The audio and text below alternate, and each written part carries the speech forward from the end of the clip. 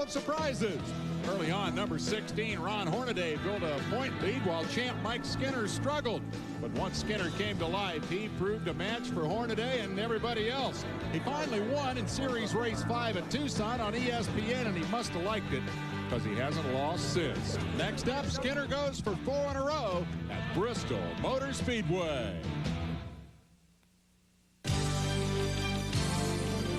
And Speed World comes right back to Bristol. They call it Thunder Valley. And have we got excitement for you?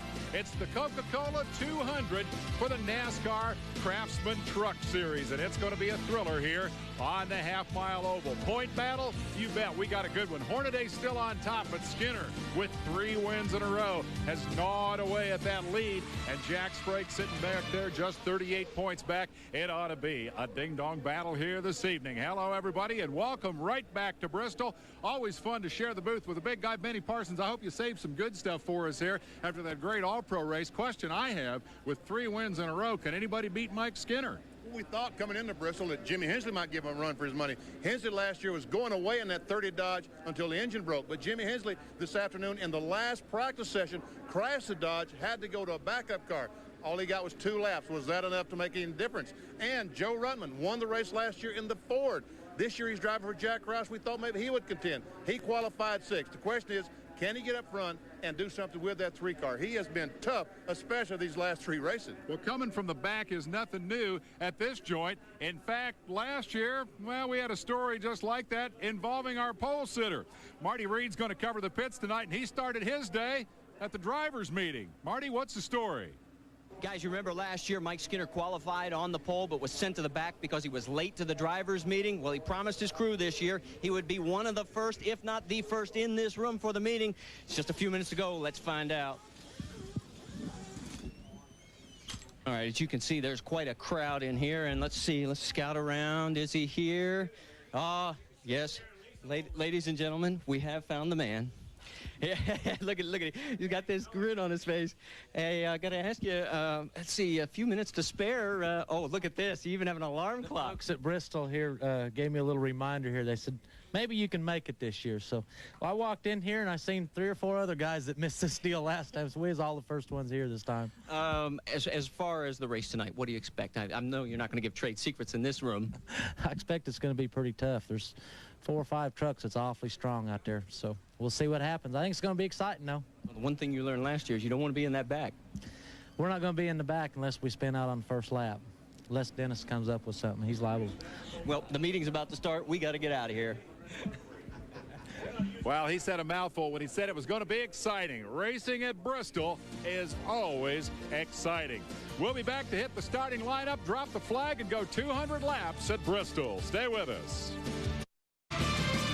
The trucks are deployed, and among the stories tonight, the return to action of Harry Gant. Let's go back down to the grid area and Marty Reed. Yeah, we're in the 16th starting position. Handsome Harry, for the first time since 1994, getting back into a regular ride, an 11-race program. Now, tell me, you did have a touch with the wall, not serious, but other than that, this has been a great first weekend for you. Yeah, it sure has so far. You know, we made it into the race here now, and now we hope we can finish it. Now, you were only a couple of tenths off of the leaders in this qualifying round, really close. What do you expect to happen here in the race? What are you shooting for? Well, I wished I knew. This has been our first, just got the truck done basically today, and it's our first run, so I don't know really what to expect, you know, so I guess we'll maybe learn something. We can maybe do some adjustment there at the halfway, but, you know, if you're in a Winston Cup car or something, you may know the more characteristics, so it's going to be a different experience here for us. You know what I love about guys like this? He's so calm, cool, and collected. He's ready to go racing underneath. Good to see Harry back in the car. Of course, he subbed for Bill Elliott in the Winston Select at Charlotte. But as Marty mentioned, he'll be doing 11 races in the truck series. And all the truck racers are tickled to death to see Gant in this deal. We're going to have that 30 truck, as we said, going to the back. Jimmy Hensley. That's a big disappointment for Hensley. He qualified 3rd. There is his normal starting position. Where he should start. 3rd spot. And it's also Joe Ruttman, the 80 truck. Both the guys that I talked about will have to go to the rear of the field because Ruttman, the 80, missed the driver's meeting, a la Mike Skinner of 1995. Wasn't Ruttman in that deal last year, too? Didn't he miss the driver's meeting? Because they both had to come from the back, I'm sure. And again, he missed it. Missed it twice in a row. You need to have a talk with him. I'm going to talk to that boy. It's going to be an exciting deal here. They're going to run a longer race tonight. Last year, this was a 150 lapper. They've upped it to 200 laps. We'll run 100, take a 10-minute break, work on the trucks, bring them back and run another 100. Talk to me a little about this racetrack, Benny. It looks like it's actually got a little downhill on that backstretch, but that's one of those optional delusions, I think, isn't it? That's because the banks are so high. I think it is. There's some of our onboard cameras. Mike Bliss, the ASC Ultra Wheels Automobile. They're cleaning the windshield on his truck.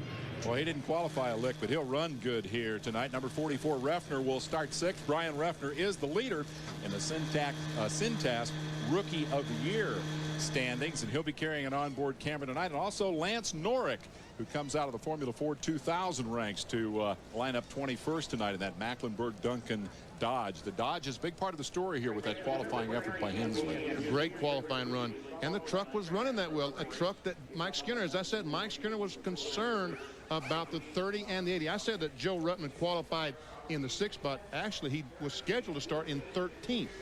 But now it doesn't matter because he will start dead last alongside Jimmy Hensley. Coincidentally, Refner in that 44 is actually driving the truck that Ruttman was in last year. That is the 6th qualified truck. So we'll get the command to fire the engines here. Light up 33 trucks, 675 odd horsepower each. Get ready to rock and roll. What do you worry most about in the early going at Bristol? This place is, as we've just seen in the All-Pro race, will beat a truck to death. Getting in line. We see the trucks now sitting there side by side. You just cannot run around this racetrack at any kind of speed with side by side. They just got to get in line. That's a concern that Corelli and Sprague and that entire outside line has. Can I get in line?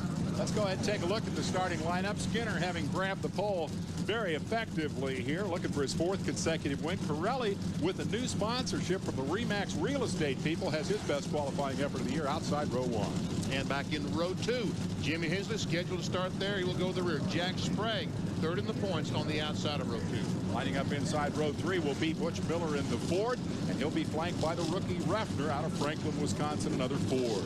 7th starting position, Richard Petty's Dodge, driven by Rich Bickle. Petty's car on the pole for tomorrow's race at Michigan, and Dave Resendez, Jeff Bonine's truck, QVC car on the outside of row 4. Row 5 on the inside, the Ford of Mike Chase. On the outside, the point leader, Ron Hornaday Jr. out of Palmdale, California. Then Joe Nemechek's little brother, John, on the inside of row 6, and Bill Sedgwick driving Darrell Walker's Doward truck. In row 7, Joe Ruttman will take the pace lap in 13th.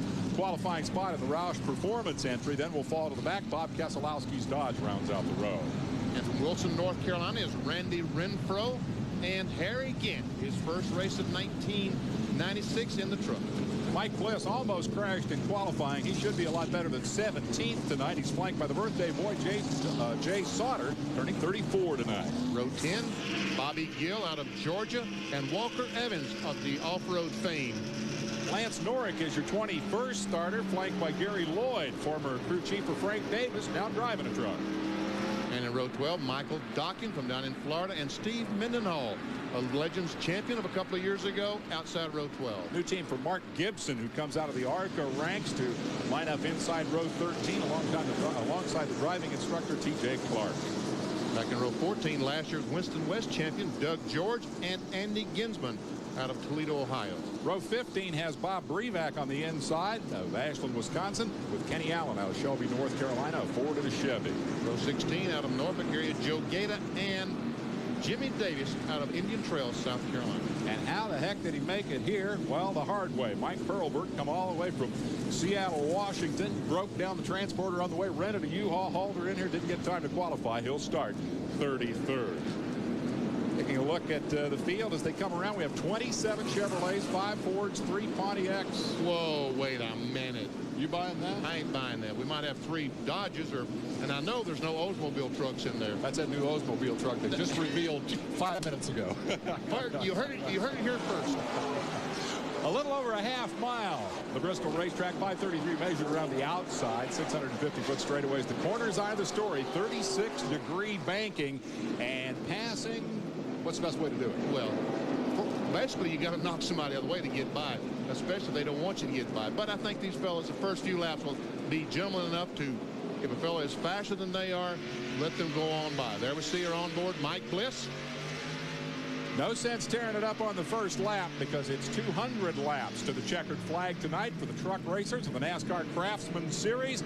And less than a lap from the fall of the green flag as Mike Skinner, from his second pole position of the year, sets out in search of his 4th consecutive victory and the series point lead. Skinner on an absolute roll after a slow start. Boy, he's been tough all day. He was fast in final practice. The car just looks like he's driving around the racetrack without any effort whatsoever. I'm talking about Mike Skinner and the 3, the Goodwrench truck. The pace truck is off the racetrack. We are going to be in action in just a second. Hang on. Skinner looking for the green. Corelli on the outside. The flag is in the air, and Skinner gets the jump in turn 1. 5 wide down the back of the pack. Corelli to second, Miller to third. And Sprague on the outside, a terrible, terrible start. Moves back to 5th spot. That truck did not come up to speed at all. That's out of the Hendrick stable. Now let's jump on board with Mike Bliss. That's Randy Renfro right in front of him. Down the backstretch here at the Bristol Raceway. On the outside is Harry Gant, caught out on the outside. Well, you use every bit of this racetrack all the way down to the edge of the banking and then all the way out to that outside wall. 16 1/4 seconds to go a half mile. That's hustling. It is hustling. There we see Bickle blowing by the 98 of Butch Miller. Yeah. Went by him in a hurry. There's the 13 of Jimmy Davis and Mike Hurlburt. Jimmy Davis has had trouble coming to grips with this racetrack. He owns a world parachute jumping record, and I think he felt like he was jumping out of an airplane here today trying to get that truck up to speed. But I'll tell you who's on the move right there. That 43 truck of Bickle is flying. It is flying. Corelli's Pump, the second place truck number 6. He's got a brand new sponsorship deal, and he thinks that's going to help him. Perhaps the combination of that and a good qualifying effort to break out of the slump. They've had a terrible 3 races in a row. That's Corelli in the 6th. 43 is Rich Bickle. The Dodge truck sponsored by Cummings.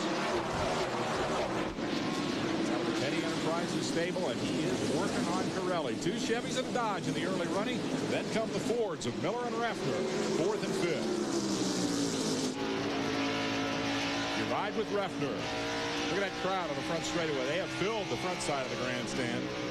And he's on the inside of Miller, taking away that 4th spot, does Raffner. And he has it.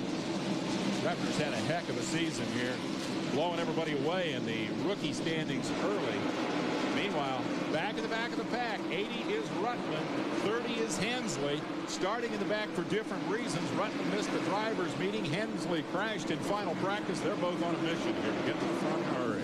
The 15 truck that they went by was Mark Gibson. First time out this year in the Craftsman Truck Series. The Ortho, green and yellow 21, Doug George. West Coast champion of NASCAR, coming back to try the Truck Series. Rubber closing on the back bumper of Michael Dockin in 64. And some heavy damage to the front of Dawkins' truck. He ran the back of someone early on. You can see the hood is all bent up on Dawkins' truck. Aerodynamics don't count for much of this joint, though, do they? No, it really doesn't. And we see some smoke from the fender. The right front fender is rubbing the tire on Dawkins' truck. Sparks here and there from some of these trucks. What's that about? That's just the chassis bottoming out, because when they go in the corner, the centrifugal force is so humongous, the chassis goes down, bottoms out against the surface, and therefore throws up the spark. You talk about a rock on a string racetrack. Is that what this place really feels like when you're driving? Like a rock being swung around on the end of the string? It really does. There we see Harry Gant on the inside of Jay Sauter. And Lance Norick is going by on the outside, trying to go by. Harry nails it. Yes, that's Harry, the 33. Westview. There's the leader of the race, Skinner. Been able to put a couple of car links on Corelli. Corelli continues to try to deal with Bickle here. Bickle didn't go out to the road race, the last event on the circuit in Topeka, Kansas. Instead, he went up to Slinger Speedway. I'll bet you've been to Slinger. Won the big Slinger National up there. First win in that event for Dodge, and he was pretty pumped up about that one. There we see once again Harry Gant. There's Bobby Gill, Mike Bliss, Jay Sauter. That's Felix Abada's truck, the 42, the red and blue truck, and Rutland. Whoa, we got a crash. Around goes 11 of Mike Hurlburt. And who else is going to get involved before this is over? Steve Mendenhall, that's him sitting backwards up against the inside wall, the 32 truck. Tough break for Steve. 15 laps in, we catch the first caution. How about Hurlburt? Comes all the way from the Pacific Northwest, blew up the transporter. Now he's wrecked the truck. He does not have fond memories of Bristol. First caution of the night. There's Hurlburt's machine. Badly beaten up in the front. Take a look and see if we can figure out what happened here. We can see Hurlburt. He gets tagged. Someone gets sideways coming off the corner of the white truck. That might be Gary Lloyd. Well, I don't say because I don't know. But anyway, the truck gets sideways, comes off and tags Hurlburt and sends him into a spin. And then the traffic jam behind him as everybody tried to avoid. That was not Gary Lloyd either, because I saw him afterwards. Look at Ruttman as he came charging up the inside, saw it developing, went down to the apron on the 80 and managed to avoid all the tangle. Might have been Randy Renfro that we saw. A white truck anyway. It doesn't matter. There's the results. Hurlburt's truck is hurt, and the hook is on it. We'll take a break and come back with more. We're at Bristol Motor Speedway, the Coca-Cola 200, led by Mike Skinner in the early running. Everything that happens in the world of motor racing.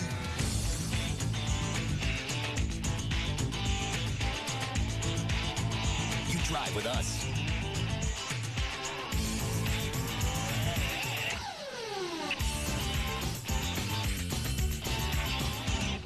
RPM tonight, the ultimate wrap-up of the day that was in the world of motor racing. Monday through Friday at 7 and Sunday at 8, only on ESPN2. We're back just in time to go green on lap 19 as Mike Skinner picks up where he left off, opening up about a 4-truck lead over Pirelli on the restart. That number 43 Dodge of Bickle hangs on to the 3rd spot, and Brian Rucker in 4th.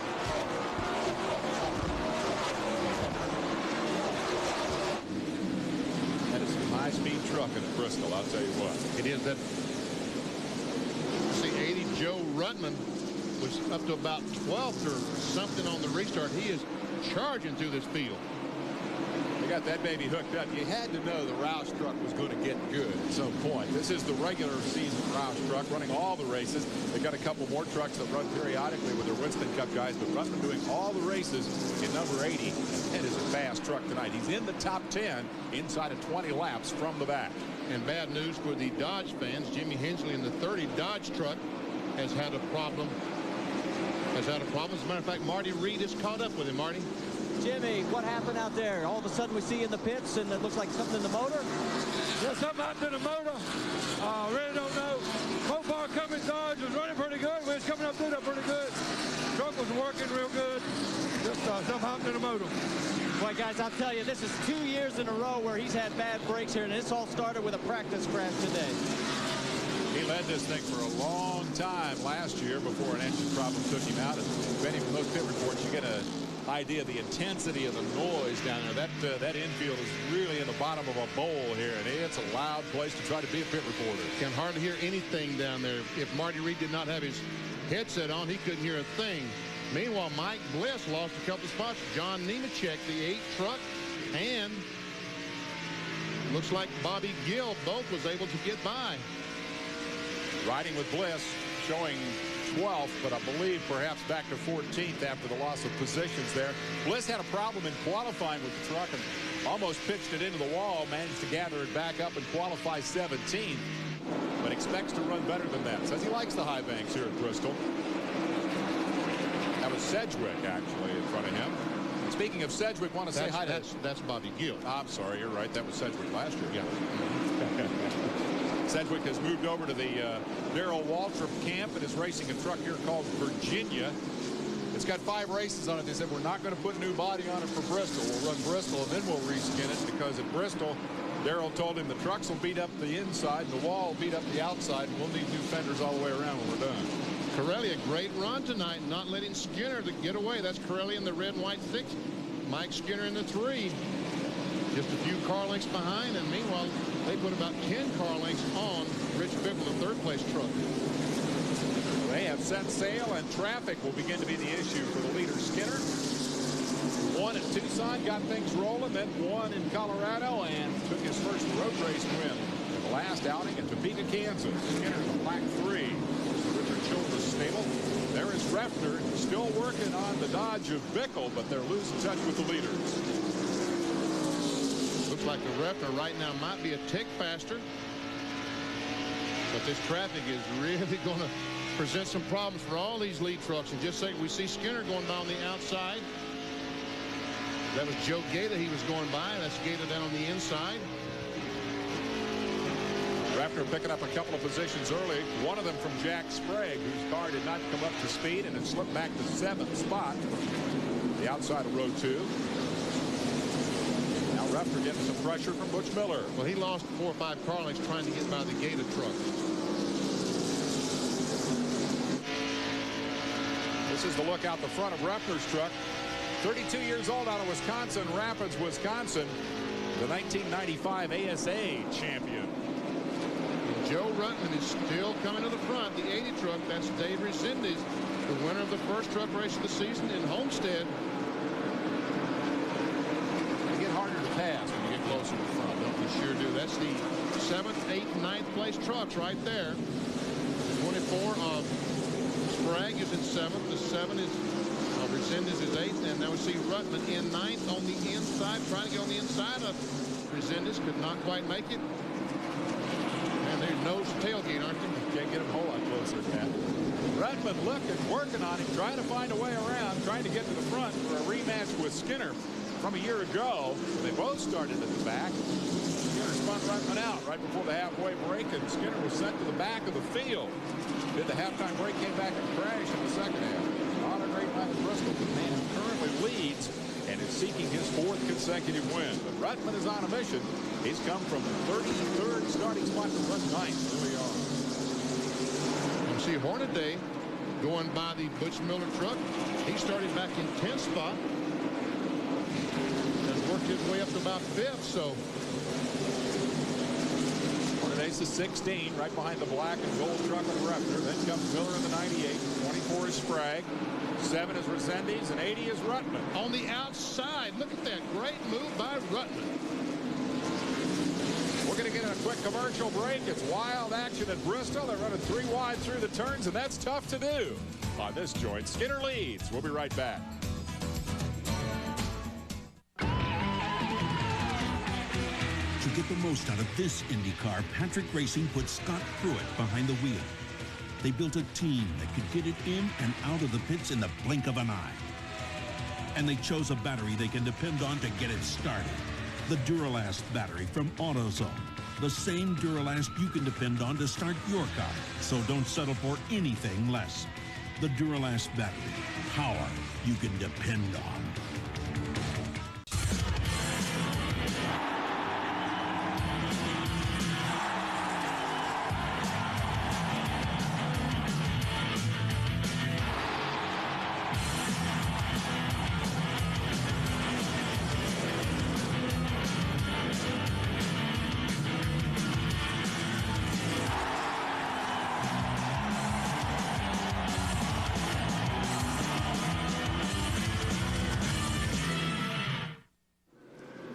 We're back at Bristol. We're under caution for the second time tonight. Came on lap 42, and here's why. Randy Renfro's inauguration in the truck racing business comes to a bad end. Looks like he had a left front tire go flat, and when he did, he just simply tore the left front fender off the car. And we see the sponsor on that truck, the North Carolina Sweet Potatoes. Yes, ladies and gentlemen, Parsons is in line for some sweet potato pie. And no, motorcycle fans, it's not that Randy Renfro. They're both from the same neck of the woods, but this is Randy Renfro, the short track car racer from up in Virginia. Won something like 180 short track races or something in his career. Took a shot at her tonight. They had trouble.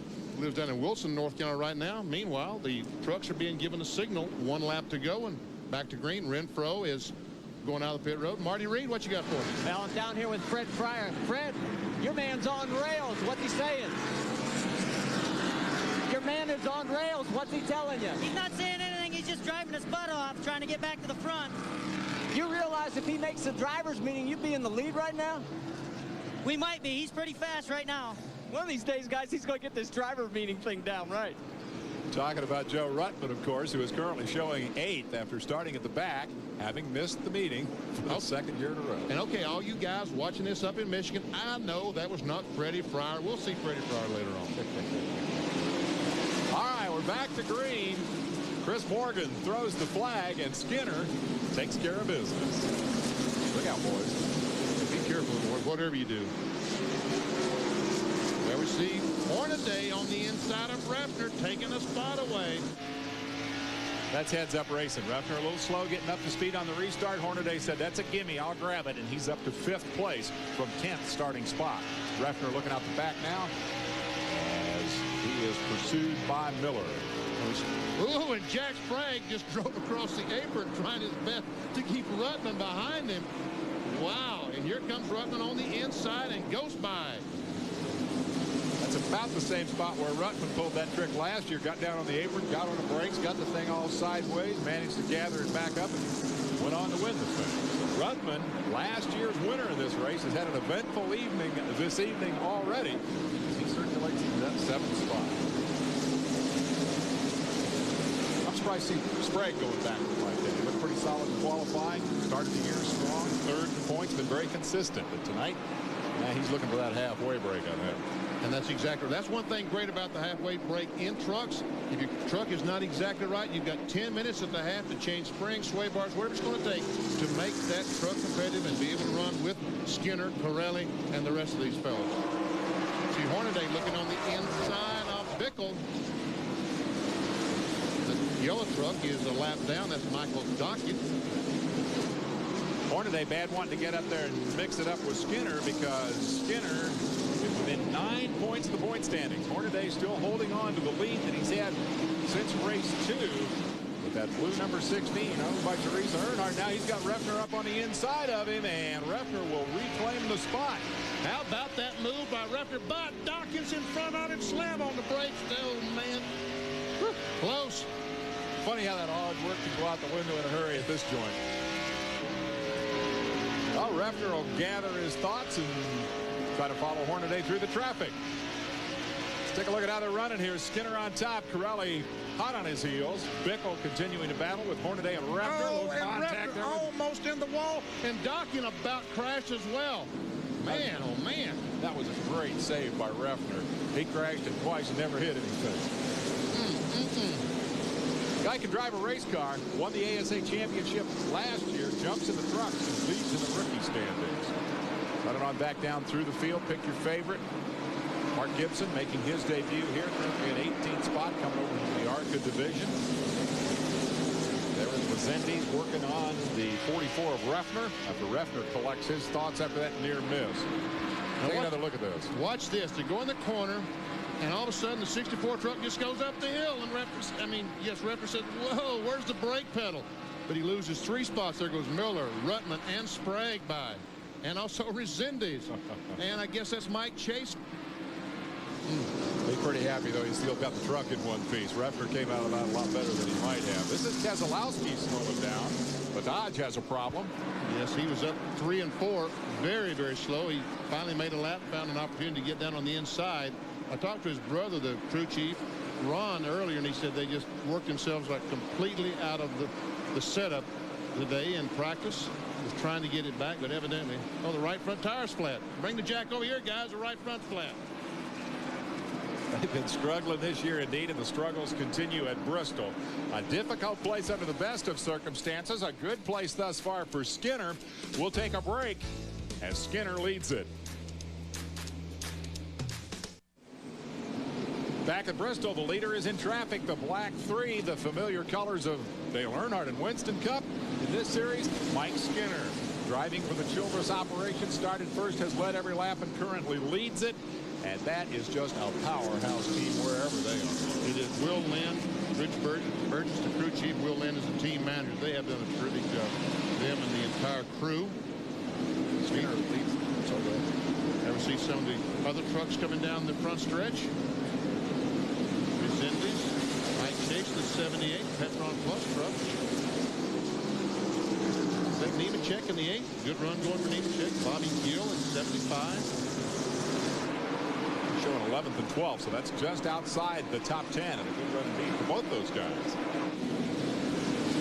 Meanwhile, Rutland continues his march toward the front. He's up there in the middle of a battle with Hornaday and Miller. 4th, 5th, 6th positions. And Bobby Gill takes a spot away from Nemechek.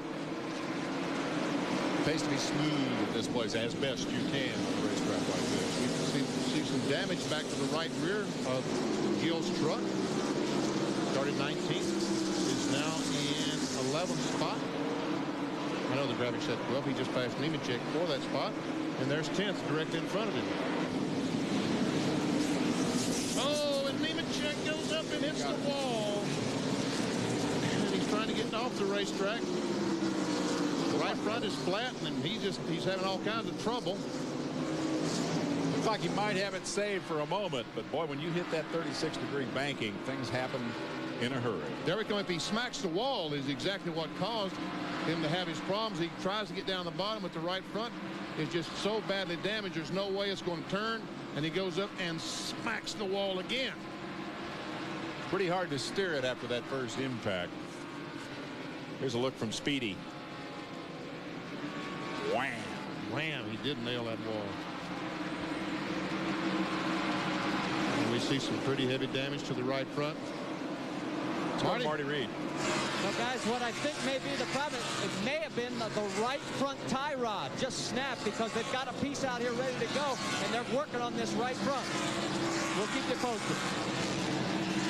The way he hit the wall, Benny, it certainly didn't appear. I mean, you don't just drive it off in there and hit the wall like that. It wasn't a glance. He hit it a ton. So something breaking might be a good bet.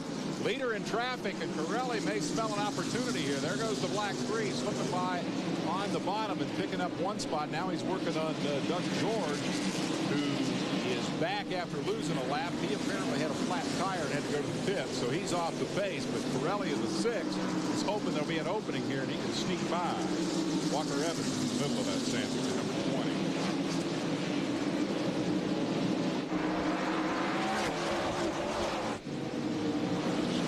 Gets by George. Walker Evans is trying to go by. Corelli trying to dive on the inside. Meanwhile, look behind. This traffic has allowed the entire field to catch up. And there we see Hornaday on the inside of Bickle trying to get that 3rd spot away. And Bickle comes back. They go in the corner side by side. Where's the traffic? And there's Rutman. This is going to get good. Rutman's going to try to take them all. I do believe. Corelli's getting the short end of this deal because Skinner's getting away and all these guys are catching up with him, but this isn't over yet. Rutman slips through. Should be now 5th.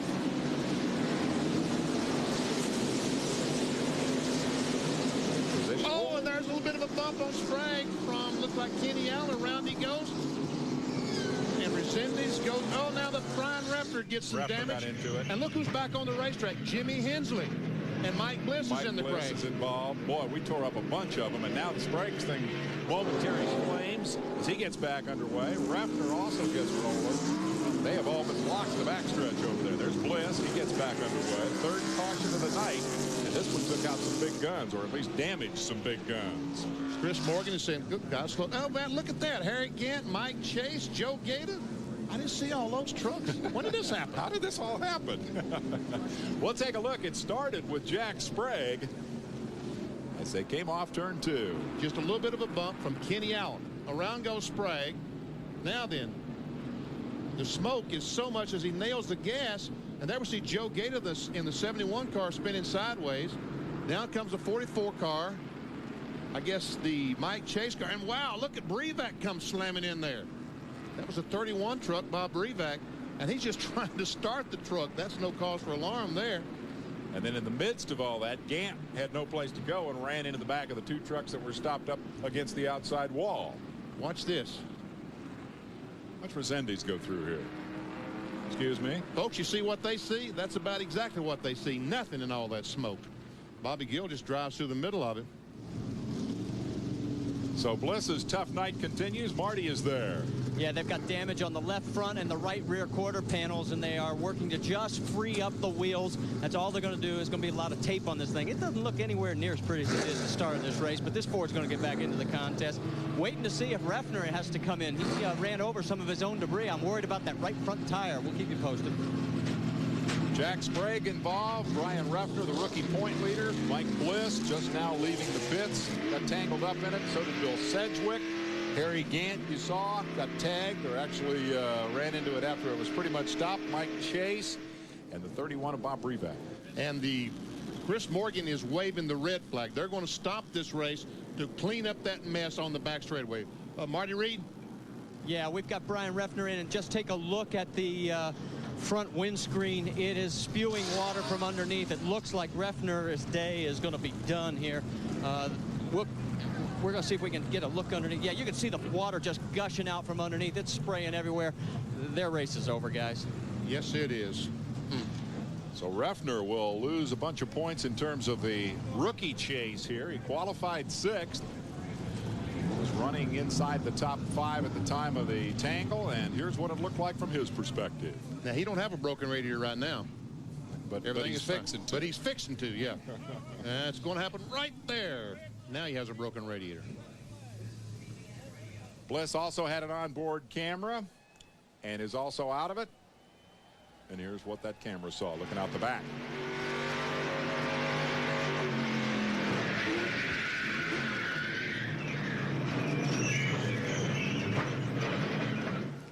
Wrecking sure is noisy. It's noisy.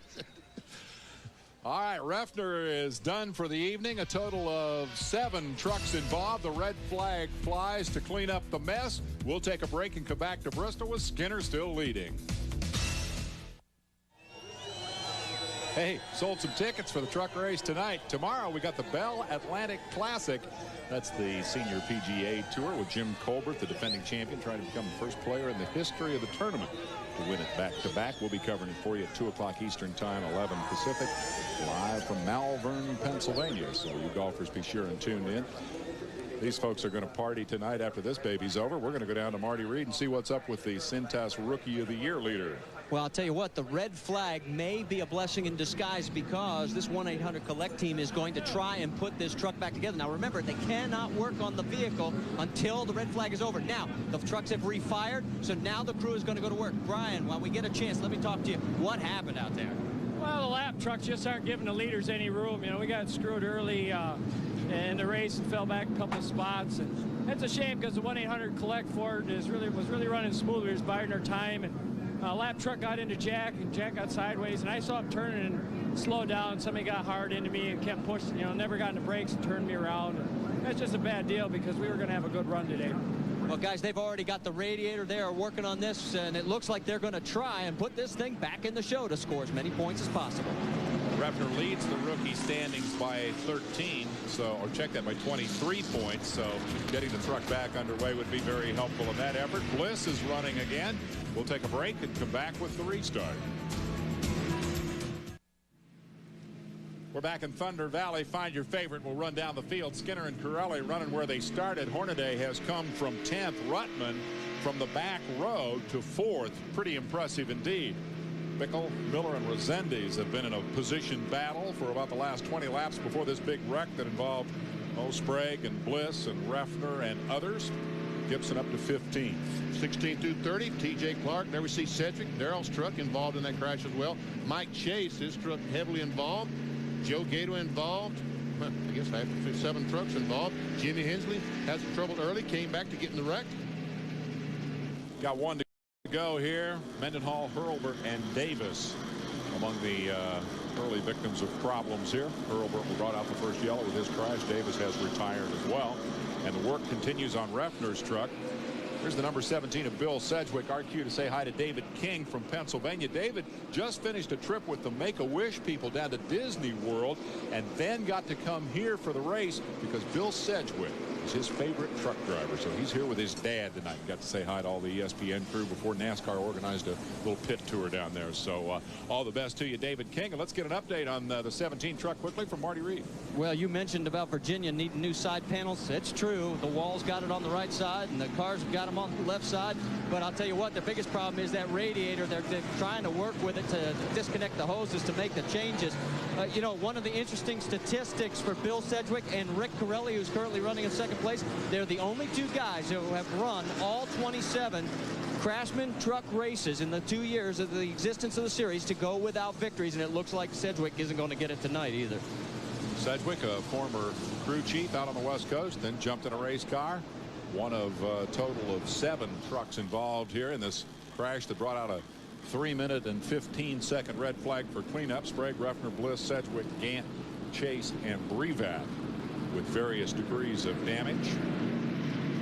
We'll see Bliss involved in the crash, but he's back on the racetrack. Also, the 24 truck of Jack Sprague. He was the first truck to spin.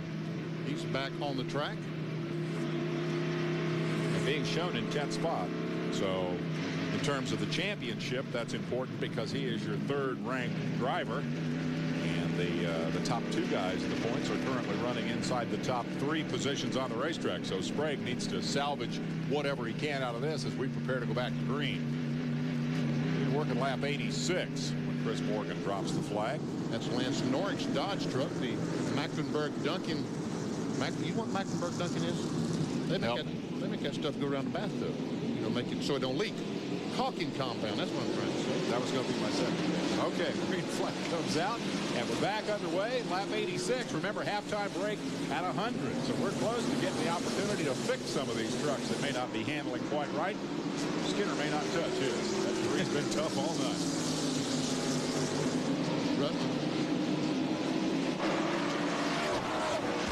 Finish. Try and move up. Man, that's close. The 21 truck of Doug George just kind of goes up and taps Rutten in the left rear, sends him up the racetrack. Now Rutten looks like he's going to take the measure of Doug George.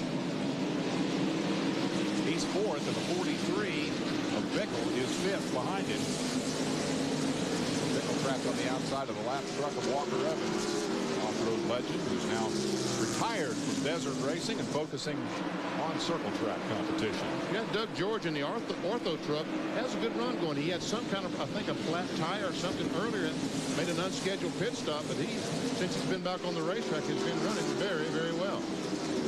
Eddie Reese out of Elizabethton, Tennessee, is part of his pit crew here this evening. He won the Craftsman Pit Crew Sweepstakes all across Tennessee. Got the opportunity to be part of the crew here tonight. That's a big thrill for him as probably got his hands dirty there with that unscheduled stop for George when the front tire went flat. Ruttman gets away from him now and runs alone in 4th.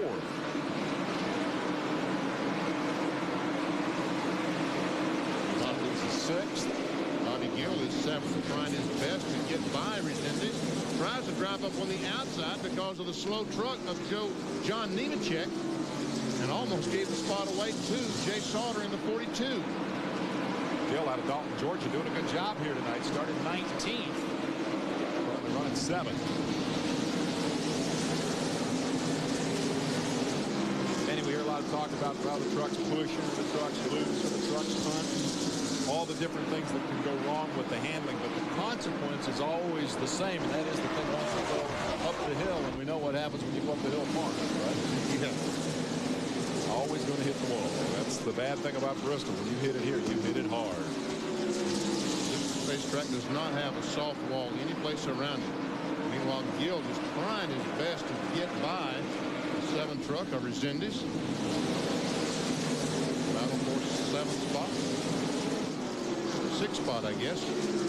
Are all crew chiefs frustrated racers? I mean, here's Resendez who works on the Bodine's car or truck and then jumps in the truck and becomes a racer. And we mentioned Sedgwick. Gary Lloyd is a former crew chief getting in a truck. Does every crew chief think he can drive better than the guy that's in the saddle? No, I don't think so. Some crew chiefs just simply do not want to be a driver. Now, Skinner, what is going on here? Look, Corelli has closed up right on the back bumper. Is just Skinner trying to make it look good, or does he have a problem? Skinner's led it from the get-go. had a pretty substantial lead over Pirelli, but now Rick has reeled him in. The High Plains drifter, 40 years old, out of Arvada, Colorado, looking for his first win of the season, trying to hunt down Skinner, who's been a tough cat for the last 3 outings. In fact, 3 for 3. 5th place battle, Bickle in the 43, Resendez in the 6th, and Gill in the 75. And Rich Bickle in the 43 started off the first 10 or 15 laps. His truck was one of the fastest on the racetrack, but it has fallen back. So I'm sure that the crew is going to do some work on that truck to try to make it better doing this. And I said a 10-minute break. I think Ashley tonight is about a 5-minute break. They'll put the pressure on him to get that work done in a hurry and get him back out onto the racetrack. That break is coming up momentarily. Some of these guys are dying to see it, and others would love to just leave the green out and run it to the finish. Notably, I guess the guys up front, Skinner and Pirelli, you've got 2 pretty good-looking trucks. And Skinner wants very much to lead off the line because it's worth $10,000, and here he comes. Takes the caution flag. He will win the $10,000 Gatorade Halfway Challenge. So we'll have a 5-minute break. Dial in a little better setup on the trucks, and then run the 100 for the big money. We'll take a break and be right back. When the Hendrick team switched to Quaker State this year, I was talking with my crew chief about it, and he said they ran through all these tests. The dyno, the camshaft test, and all these others, right? And the stuff beats all their standards. So I said, but don't forget, we won 8 races with last year's oil. And he said, yeah, but don't you forget, we also lost 24. Tough crowd. Hey, guys, come on. Quaker State exceeds the highest standards for engine protection. NASCAR, where fast means fun. NASCAR, where fast means fun. NASCAR, where fast means fun. NASCAR, where fast means fun.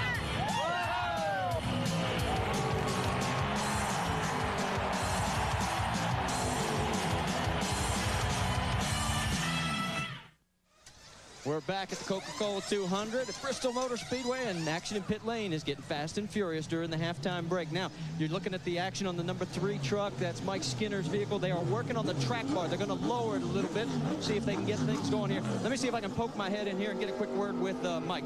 Mike, got a second? Looks like they're working on the back. They said they're going to lower the track bar. What are you hoping to correct? Well, we're trying to tighten this thing up just a little bit. She's a little bit loose, and I know there's some good trucks back there that's going to be coming. I know the 6 truck, they're going to work on theirs and try to make it a little bit better. Thing seems to be pretty good on long runs. It's real quick for 2 or 3 laps, and then it slows down, and then as it goes on, it gets a little bit better. But I think we're in pretty good shape. We're just going to make some real small adjustments on this thing and see if we can get out over the top 5. No offense to the 6 truck, but I think you better keep your eye on that number 80. He's getting forward. Yeah, the 80's coming fast, but he's still got to get by Hornaday, don't he, or did he already? Not yet, not yet. We're going to go check on those guys next. We'll see you back out there. Hey, passing Ron Hornaday ain't no easy task. Yeah, this guy knows. He's tried a couple of 100 times. Getting a nice cool drink. There's Rick Coretta, the 2nd place truck. Remax, brand new sponsor on that vehicle. That's the people sell houses, right? That's it. They have a new slogan. In the race to sell houses, or Remax will be first, or something to that effect. They're going to really make a big deal out of this racing sponsorship. Here's Ruttman, the guy we've been talking about. He's up to 4th, having come all the way from the back. What would you predict there, Benny? Would they make many changes on that truck? Looks like they're working on the front sway bar. I don't know if they're changing the front bar, or just adjusting it or something. It appears to be working on the front stabilizer bar. Indication from Skinner that they were pretty good, I'd say. They've led this thing from the get-go, although right at the end of the first half, Pirelli was able to reel him in. I was stopped. They booted. This is Bliss.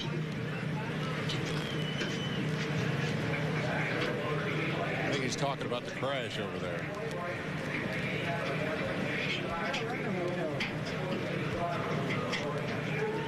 Yeah, I think you're right. He's saying, I was stopped and somebody ran into me and knocked me into another car. I didn't do it. I didn't do it. I didn't tear up your truck. Man, look at the work that's going on right now. And the work that they're doing, Dave, is going to make the difference who wins and who loses this race. Marty's moved back to Rick Corelli's truck. Marty? Yeah, we got to get these guys pitted a little closer. It's a long sprint for all of us. They only put one round of bite into the truck, and he's finishing up a radio interview. In fact, they're doing a little body work on the right rear corner. Otherwise, this truck really looks in great shape, and they're still finishing up the radio interview, and we'll see if we can poke our head in there and talk to Rick Corelli. But they, of course, like everyone else, put the 4 fresh tires on, and he's got stickers, not scuffs, and they'll fill it up with fuel, and from there, they'll get back to it. Let me see if I can poke my head in here. Rick, they only took 1 reg, and it looks like you got a good truck right now. I tell you what, this truck's awesome. You know, we struggled all year, and I tell you what, it's running right up front. We unloaded right off the trailer fast, and I tell you what, I'm just out there having a good time driving. Spotter's doing a great job, and we're going to make a little adjustment, some air pressure. We're a little throttle tight, so we'll see if we can race with Skinner here. That's a great way to introduce a new sponsor. I tell you what, you know, things were pretty gloom about a week ago, but, you know, Remax came on board, and everybody just stuck with us, and the teams got up, and we unloaded here second quick, and we're running second. Well, we'll find out if he's got enough to catch up with Mike Skinner as we're getting ready to go back racing, guys. Sounds like Skinner thinks Hornaday is going to be one of the guys he's got to deal with before this is over as well. We'll take a break, and when we come back, they should be about ready to line them up and run another 100 for all the money. We'll be right back.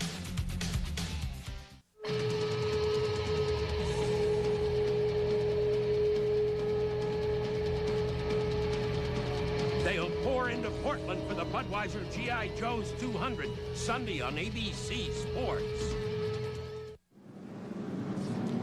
The moon over Thunder Valley. The X Games about to crank up. How about it? You ready for more? 400 athletes, $300,000 in prize money. They're going to do it all. Water sports, bungee jumping, aggressive inline skating. The list goes on. We've taken a poll and decided that we should enter Benny Parsons in the sky surfing rather than the street luge racing. I don't know, BP, did they let you vote or not? I don't think I got a vote on that. It'd take an awfully strong parachute to keep me in there, I'll tell you. June 24th through 30th. It will be big, and it will be on ESPN and ESPN2, so check it out. I guarantee you we're going to see our share of excitement, extreme excitement here this evening as Ruttman tries to complete the job about, what, 90% of which he did in the first 100 laps. He's gone from the back to 4th. Let's get an update from Marty Reed. Well, you want to talk about confidence. I asked the crew, what changes did you make? I said, we stuck on 4 tires and fuel, and that is it. He said, in fact, we're sort of hoping that the tires are the key for us because that's the only thing we can find wrong with this thing right now. Wow. Nice situation to be in. Average speed for 100 laps, 78.113. A lot of caution slowing the field there, and of course the red flag as well. But the story all night has been Skinner with Corelli chasing. Hornaday again coming from 10th. Ruttman we've documented from the back. Bickle, Resendiz, Gill. As you pick out your favorites further back, Butch Miller struggling a little here tonight. Bliss hanging on despite a world of problems. Here again back in 17th after being involved in the crash. Dockin involved, Keselowski. All these trucks that we're seeing have had some problem or the other during the evening. And Jimmy Hensley back in 30th spot, the last page. Those 3 trucks are out of competition here tonight. If you've just joined us, Rick Crawford won the All-Pro race in front of this huge crowd tonight at Bristol. The backstretch grandstands are closed because they're doing construction at this place. The local paper talked about the presentation that they made to the Chamber of Commerce. The plan is to seat 130,000 people here at Bristol Motor Speedway within 2 years. I think that should end all doubts about the future of this place. Huh? That's about 50,000 more people than they have now. But they have a huge waiting list, people wanting tickets to come see the Winston Cup event here at this speedway. Folks, it is, you think this is exciting? The Winston Cup race is just as exciting, and for 500 laps. It's quite a place, quite a racetrack. All the best of the Saturday night bull ring tradition right here with the trucks coming to town for round 8 of their 24 race battle for the championship, and Skinner emerging over the last 3 races as an absolute powerhouse. Brian Refter looks on the outside at Butch Miller as they get ready for the green, and we're off.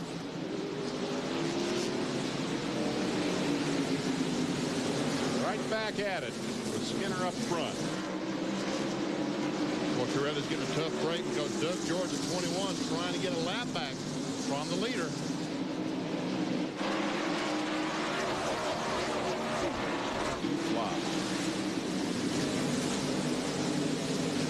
George, as you pointed out, has been quick since they fixed the truck. He got a lap down. Oh, trouble here for Dockin, showing a lot of smoke. Mike Dockin pulling down to the apron. The hood fluid is gone after an earlier altercation. We should stay green.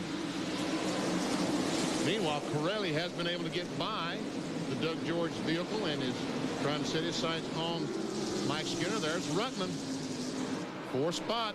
Here comes Hornaday trying to get by George. Doug George moves over to the inside and lets the trucks go by on the outside. Question Skinner asked, has Rutman passed Hornaday yet? The answer is no. Hornaday, 16 in the Chevrolet, your point leader. And Rutman, Canadian Roush Ford, moving around the outside of George. Continuing his quest to pass Hornaday. Behind him is Bickle. Petty Enterprises guy. And Resendez was the black number 7 that we saw. So now we've got the 3 trucks. 3rd, 4th, and 5th place car, and there's 6th place. Resendez. There's your battle. Good weekend for Petty Enterprises. Bobby Hamilton on pole up in Michigan for the Winston Cup race tomorrow. This pole in since 1979. Had no idea it'd been that long since Petty Enterprises. Well, this is a good position fight right here, but here is an even better one because this one is for the lead, and Corelli is within a truck with length. Whatever. Yeah, something like that. Goes right up on the tailgate of that Chevy truck. Goes up the hill just a little bit.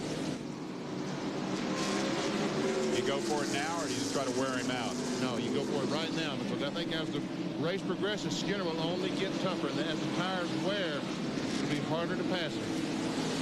Said he was good on long runs. Skinner did. Corelli very proud of his setup. He mentioned second fastest right off the truck.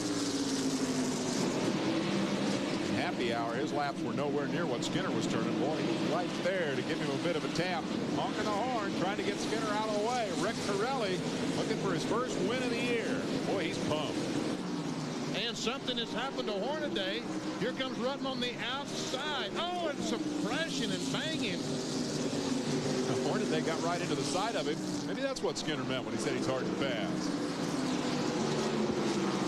Rutman goes by. Now Bickle will try Hornaday, and Hornaday sliding all over the place. Yes, he is. There we see Bobby Gill, 75, trying to go on the outside. Here we go. Bickle on the outside of Hornaday. Hornaday's not giving up those spots easily, but Bickle goes by to take 4th, drops Hornaday to 5th. Resendez is 6th. Gill is 7th. That's Jay Sauter in 8th spot, celebrating his 34th birthday. Hornaday had a birthday 2 days ago. He's 38. Back to the lead, and we see Corelli and Skinner still side by side. Kenny Allen, the 65 truck, lets him go by. Skinner goes up the hill just a tick, but not enough. That was a half a truck length, not a truck width. Like he's fighting his truck more than Corelli, though.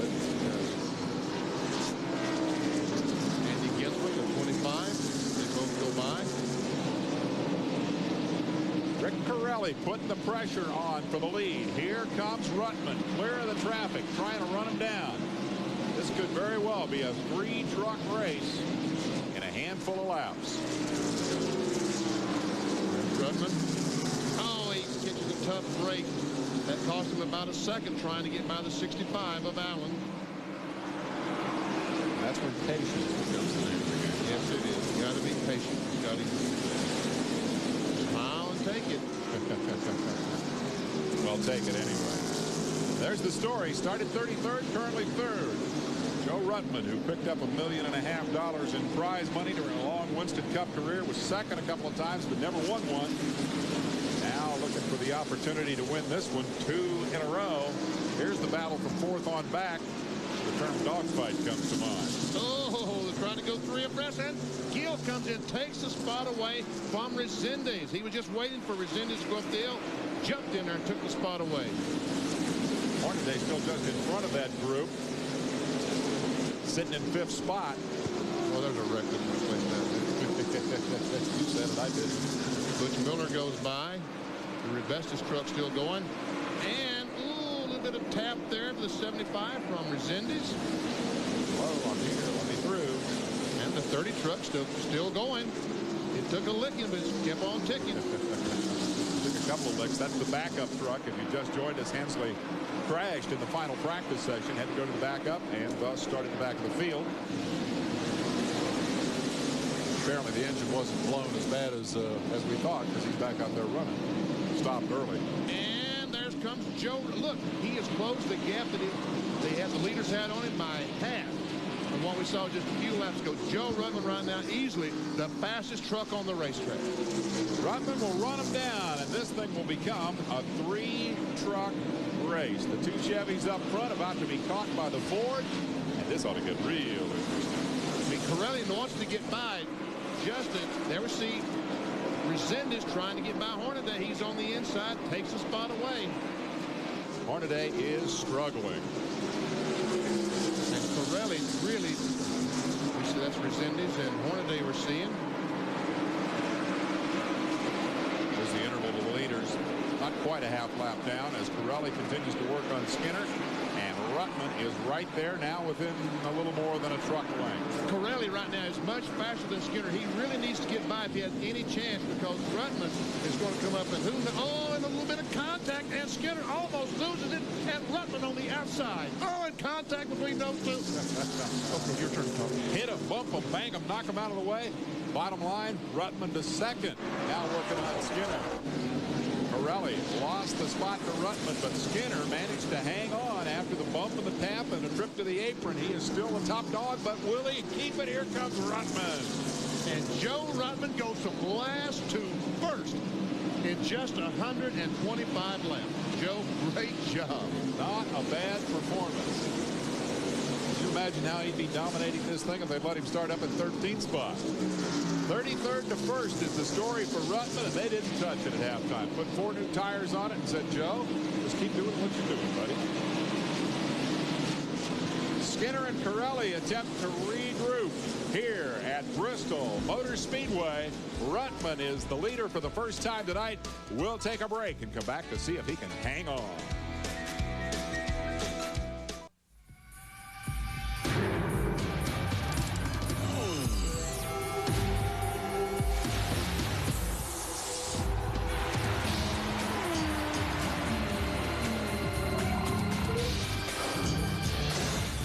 Engines perform on race day at the Indianapolis 500. And no matter what machine they're powering, they're expected to put it all on the line all day long. And when it's a Briggs & Stratton engine, well into the night, make sure your power equipment is powered by Briggs & Stratton. Back at Bristol, you're riding with Brian Raffner, who soldiers on in 27th spot after the wreck. Rutman has opened up. That's Lance Norrick. Sorry about that. All right. Same story, though. He's soldiering on after the wreck. Look at this. And goes Skinner on the bottom. Skinner got loose and goes high, and also getting by is Rich Bickle. So Skinner has gone from 1st to 4th, and maybe 5th because Resendez is working on it. And Dave Resendez, we got to give a call to that QVC truck. He has really been fast the last few laps. So Skinner is struggling after dominating the first half completely. Corelli caught him, then Rutman caught them both. Corelli gave Skinner a tap. Rutman seized the moment, went by Corelli, then just drove around Rutman and is now, or rather around Skinner, is now pulled away. And then in the follow-up to all that, Corelli and Bickle both got by Skinner. We got a crash down in one.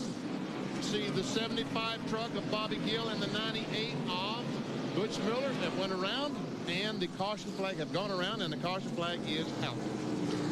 So we will stop the festivities for the moment for the 4th caution of the night. A relatively clean race. That'll erase Rutman's big advantage. Relatively clean except for the one incident, of course, that brought out the red, that big multi-car crash over on the backstretch. Rutman didn't want to see this very bad.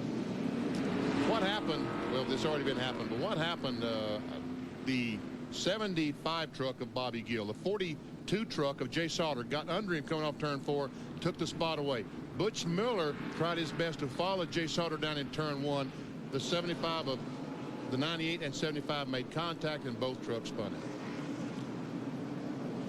So Butch Miller continues to struggle tonight, has just barely been able to hang on to a spot inside the top 10. A great year. Butch hadn't been as strong this year as he was a year ago. Mike Bliss out there continuing to truck, if you will. We'll take a break and come right back. Back back at Bristol. We have just gone back to green. The restart on lap 141, and Joe Ruttman in the Roush number 80 opens up about a 3-truck length separation over Rick Corelli, who has perhaps a couple of truck lengths over Beckel. So now it's a Ford, a Chevy, and a Dodge. We call that parity in NASCAR. NASCAR would want it any other way. Fourth place car, Mike Skinner. Let's get an update on what's going on with Skinner from Marty Reed. Well, guys, I talked to Rich Burgess, and I said, hey, what's going on? He says, the truck is real loose. I said, so in other words, the track bar lowering was the wrong move. He says, yep, I'm afraid so. Now they got the paint rubbed off the back end of it because Resendiz just came up there and said, I got to get Skinner out of the way. Man, he is working him over. I thought Skinner was being pretty modest when he said, you know, we're just going to try to hang on here and get a top 5. But that's exactly what he's battling for, right? He is battling hard, trying to stay. Right now he's in 4th and trying his best to stay in that spot. But right now Resendiz, the 7th truck, much faster than Skinner. And Hornaday is coming right behind them, and so too Jay Sauter and Butch Miller. And the caution flag once again waves. For what? I don't know, unless there's some, I guess there's debris or something. Oh, a car is stalled down between 3 and 4. It's like Randy Renfro. Yes, it is. The truck is stalled. Names of Randy's truck. Once again, the North Carolina sweet potatoes truck.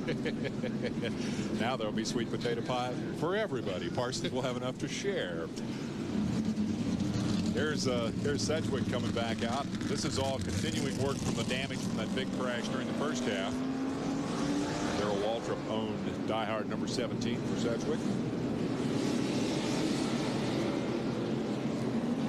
That's Sunday Night Baseball coming up tomorrow night. That'll be Cincinnati versus the New York Mets, 8 o'clock Eastern time there at Shea Stadium. So tune in for that if you're a baseball lover. Sunday Night Baseball, 8 o'clock Eastern time here on ESPN. Saturday night we're at Bristol, Tennessee. Renamed Bristol Motor Speedway in keeping with the rest of Bruton Smith's empire of racetracks. Charlotte, Atlanta, Bristol now. Yeah, exactly. We've been talking about the Bristol Motor Speedway, and if you're a stock car fan and been listening to our shows over the years, we always call it the Bristol International Raceway, BIR. Well, Bruton has the Charlotte Motor Speedway, Atlanta Motor Speedway, Texas Motor Speedway, so rightfully he would name this the Bristol Motor Speedway. And a great place it is. Brian, now that is Brian Rafter. That is Brian Rafter. That is Lance. That is not Lance Norris. Exactly. Thank you, BP. 1-800-COLLECT. And there's the little short straightaway, and this is what 36-degree banking looks like as you hustle around it. Well, that's what it looks like under yellow. And you can see that really and truly it looks fairly flat, and that's the way it looks from the race trucks or race cars. You can see how flat it looks, but you walk down and look up that bank, and it's about 3 stories high, and you can tell just how much 36 degrees is. One of my favorite moments in the motorsports history of ESPN is when they rolled that Volkswagen up to the top of that thing way back up, maybe the first time we came here, with a chain and a turnbuckle, and let loose the chain, and that thing went tumbling down the bank, and I thought, wow, that's 36-degree bank. Green is out. Ruttman leads it. We're back underway with 50 to go. Who's got the muscle? Corelli is right there to chase, but Ruttman's very, very good. Remember that speed shot. Oh, what was that? That was, and Michael Dawkins heavy into the wall, the inside wall, and sitting right in front of all the oncoming traffic, and the 20 looked like, is that Walker Evans that made contact? Maybe Ron Hornaday made some contact. Someone made some contact with the outside retaining wall, I guess, and come down and smacked Dockin and turned him around. That restart didn't last long. Dockin took a good look there in the number 64. Take another look here from outside and see who first got into the wall. Is that Walker? Oh, Dockin makes contact with Hornaday, and Dockin goes down in the inside retaining wall. That was not Hornaday on the outside wall. I thought that's what started, but that did not.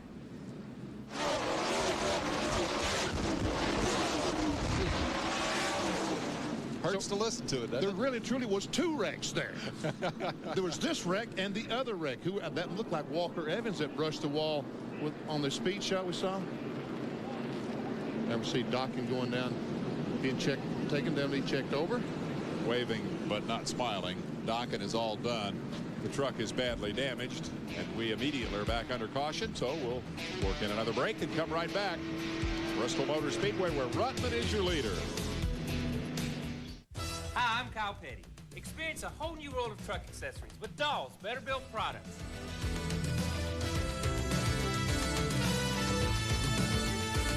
Name says it all. If it's not better built, it's not. See bike. Want bike. Buy bike. Get free helmet.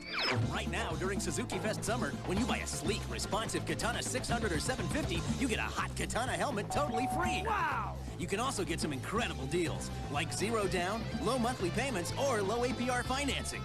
So come on into your participating Suzuki dealer. Get a hot new Katana, a great deal, and a free helmet to hide that silly grin. Hi, I'm Kyle Petty. Open up a whole new world of truck accessories with Dahl's Better Built products.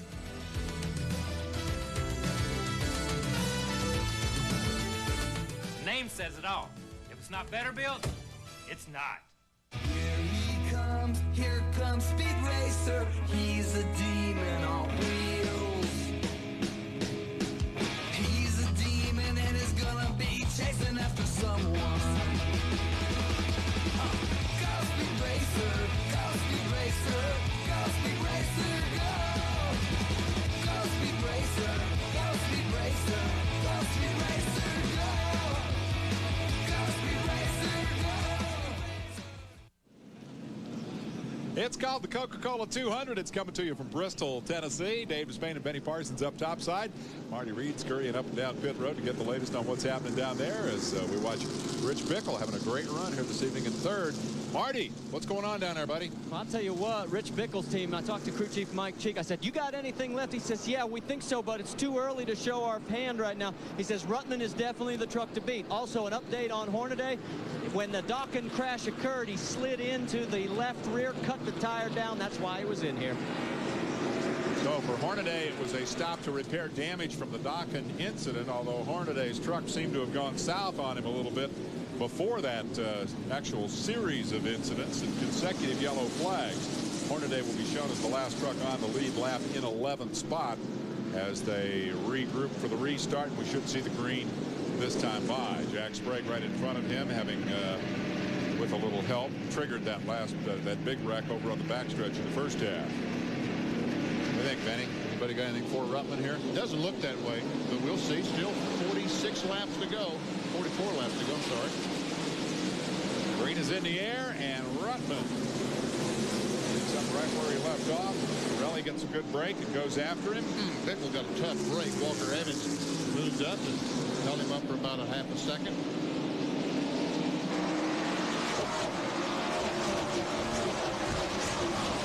Our speed show tonight has some workouts. Lucky that camera's still working after that last incident. This is Lance Norrick in the Mecklenburg Duncan in-car onboard camera. Keep wanting to call them in-cars or in-trucks. Oh, looky here. Pirelli might have something for Ruttman. He got close. May have touched him just a little bit to let him know he was there. Pirelli looking for his first win of the year, working on Ruttman. Likewise, as after his first victory in the Roush colors. He won this race a year ago, and Bickle seizes the opportunity to make a three-truck contact. Tap him and tap him and tap him, and eventually you get him out of the way. And there we see Skinner losing some spots to the 7, and there's a leader. Corelli on the inside of Ruttman goes to the corner, and Corelli has the lead. Here comes Bickle.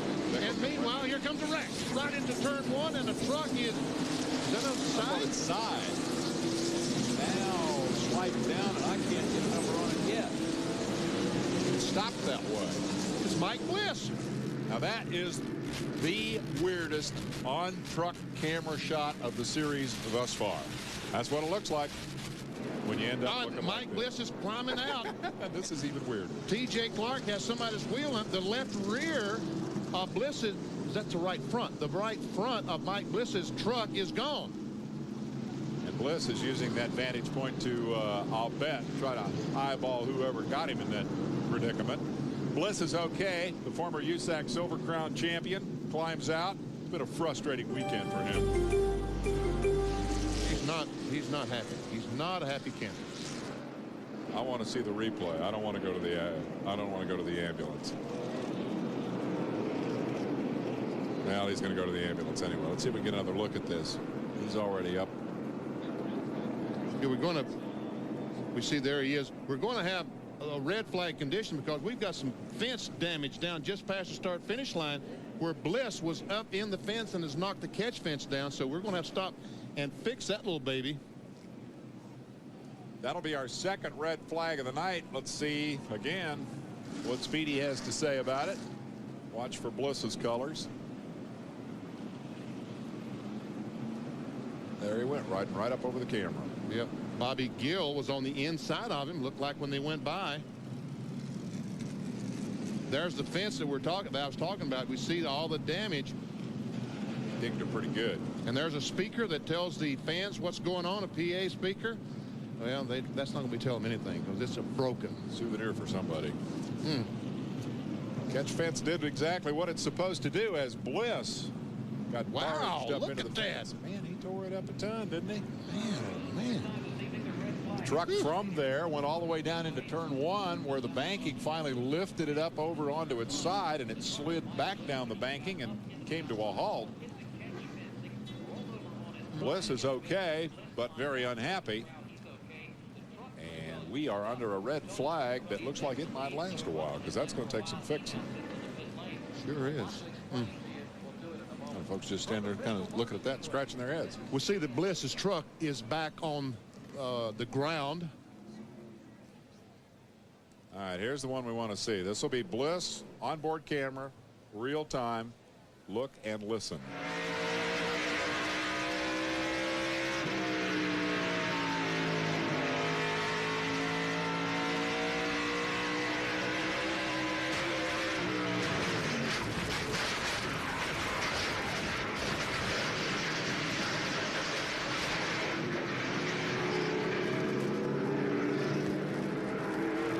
How's that for a ride? That's amazing. That is amazing.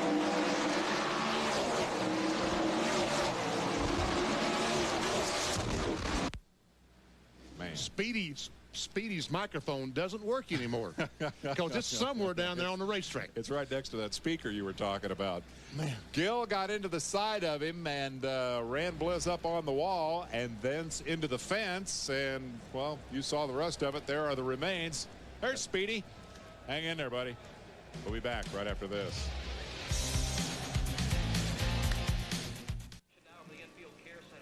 We're at Bristol where the red flag is out for the Coca-Cola 200. Second red flag of the night. Chris Morgan and the crew overlooking the real source of the problem here. And there's the why damaged fence. That's why the red flag is out, because we've had a truck get in the fence and damage the fence, and we got some repairing to go. Marty Reed, what's Joe Ruttman doing in the pits? Well, you take a look at the left rear tire and you know exactly the reason why. I guess the big question is, Joe, did that happen during the accident or was that going down before when you got past? Apparently it did. It started going kind of bad, and you know, they kept saying they had a tire going down, but I said, my goodness, we can't afford to stop because there's a giant penalty. But Jack Roush Racing's looking for a sponsor. Honest, we're going to do better from here out. Maybe this is an indication Mr. Ruttman's going to do better qualifying and a little better in the race. Well, I'll tell you what, you put on a spectacular show for us, and they may still get this out. I don't know, though, guys. There's 7 sections of chain link fence that they've got to fix. So they can't do anything with Ruttman's truck until after the red flag is over, but he has come to pit road. The rest of the trucks are stopped over on the back stretch.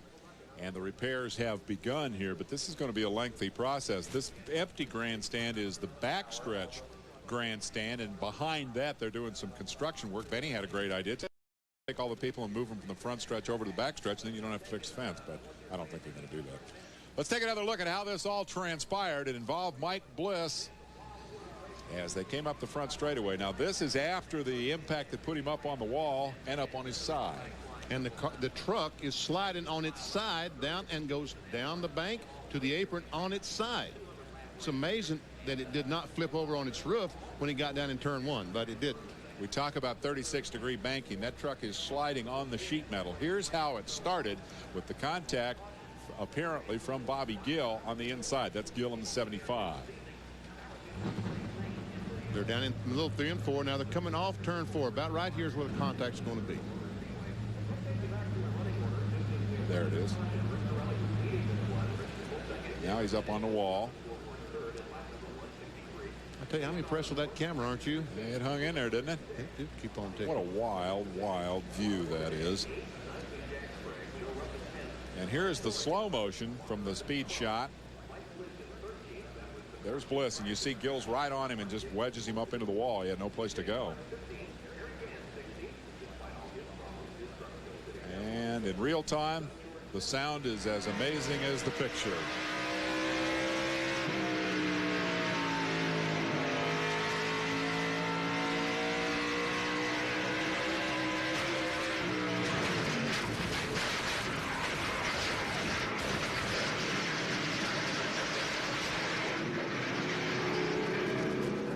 Somewhere in the middle of that was the sound of snapping fence posts, and these folks are charged with the responsibility of putting that fence back together again on the front straightaway here at Bristol Motor Speedway.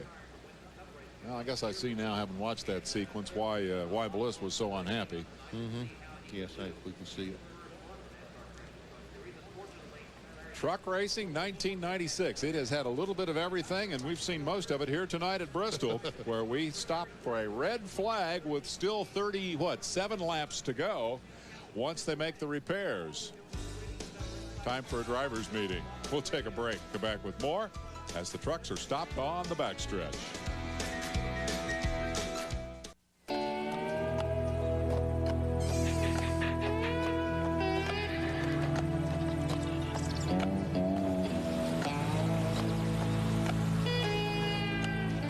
Put 700 of the world's most powerful horses together, and what do you get? You get out of the way. The Budweiser Ken Schrader stock car. See you at the races. You expect wild things to happen when you come to Bristol Motor Speedway. The Coca-Cola 200 has certainly lived up to expectations. It has been as wild as, what, an arena football game, I guess? Arena football is celebrating its 10th anniversary, and we got the games for you here. Coming up, Anaheim versus Arizona, midnight Eastern time tonight. That'll be from Phoenix. Be sure and check it out.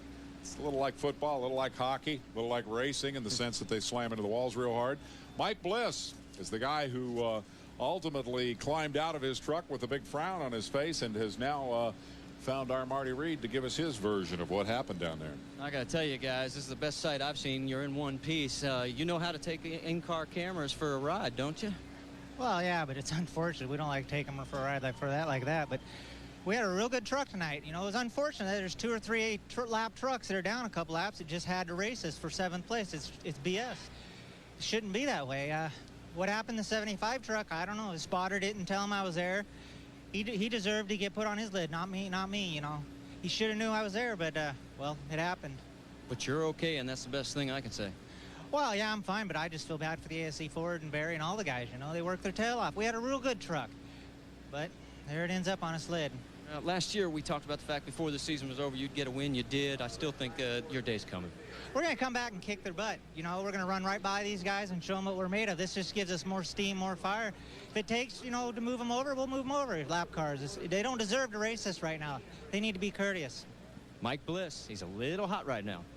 Well, he's real hot. I've seen a lot of Mike Bliss on the Thunder shows over the years, and he's mad, but he's also wrong because the fact is Gill was not a lap truck. No, he was not a lap truck. But again, Gill should have known he was on the outside. Should have known he was there. But they were racing for position. You're right. We're under this red flag as they make these repairs on the front straightaway for the obvious reason. You can't restart the race with a big hole in the fence. They're making pretty good progress on that. We're going to get the guys at Sports Center geared up, and they're going to jump in a little early, about 10:45, and bring you up to date on some of what's happening elsewhere in the world of sports, and then we'll come back and finish this baby after they get the fence fixed here. I guess the big surprise for me tonight, in addition to this kind of thing isn't necessarily surprising. Bristol's the kind of place where that can happen. Surprise to me is the way Skinner came apart there after the halftime break and went backwards. I mean, they tried to fix the truck. He said it was a little bit loose, but evidently the set of tires that they put on at the halfway break or something was very, very loose, because even they dropped the Panhard bar, which should have tightened the truck up, but it's still very, very loose, to report from the pits. Skinner now showing in 4th spot under this red flag. We're going to get in another commercial break as the fence crew continues to do its thing here at Bristol Motor Speedway. under the second red flag of the night. We're on lap 163. You know, I think they're the best fans in the whole world. Most of the tracks we go to, there's not a vacant seat anywhere. It's great to be part of a sport that keeps getting bigger and better every year. I love automobile racing. I couldn't be doing this if there weren't people in the grandstands. They're what make NASCAR. Just thank you. Thank you for all the times that you come to the racetrack and sit in the rain. Thank you for all the times you come to the racetrack and sit in 200-degree heat. Thanks. NASCAR fans, it's true. You're the best in all of sports. Dave Despain and Benny Parsons at Bristol Motor Speedway. You got any cut and torch experience or sledgehammer experience to speak of? Plenty of that experience, but I'm up in the booth and I don't probably couldn't go down and help them out too much. Don't volunteer to run down there. They are cutting away still the bad poles, as you can see, the broken poles, getting rid of the broken parts in order to replace them with the new parts. And we're told that this process is probably going to take somewhere in the range of 30 to 40 minutes to get the fence back in a raceable condition. Whole show here tonight with great potential to shuffle the point standings, as Skinner had come into this event 9 down to Hornaday and hoping to win his 4th straight race and take the point lead. Now Skinner has fallen back to 4th, but Hornaday has also had his share of difficulty and has fallen back to 13th spot, so he is still very much in danger of losing the point lead. And Sprague, of course, getting involved in that wreck earlier, is going to see his point total suffer, although he is hanging on to 9th spot. He didn't go a lap down in the wreck, so sure gets quiet all of a sudden. It does. Throw that red flag. I'm telling you, you shut those trucks off and you can hear a pin drop around here. But fortunately for everyone, folks are still here. They want to see the final 37 laps of this super truck race, this Craftsman Series truck race. Good chance to go get a hot dog, hamburger, a few French fries. I guarantee you there's a lot of folks there just dying to see that Richard Petty owned truck win this thing.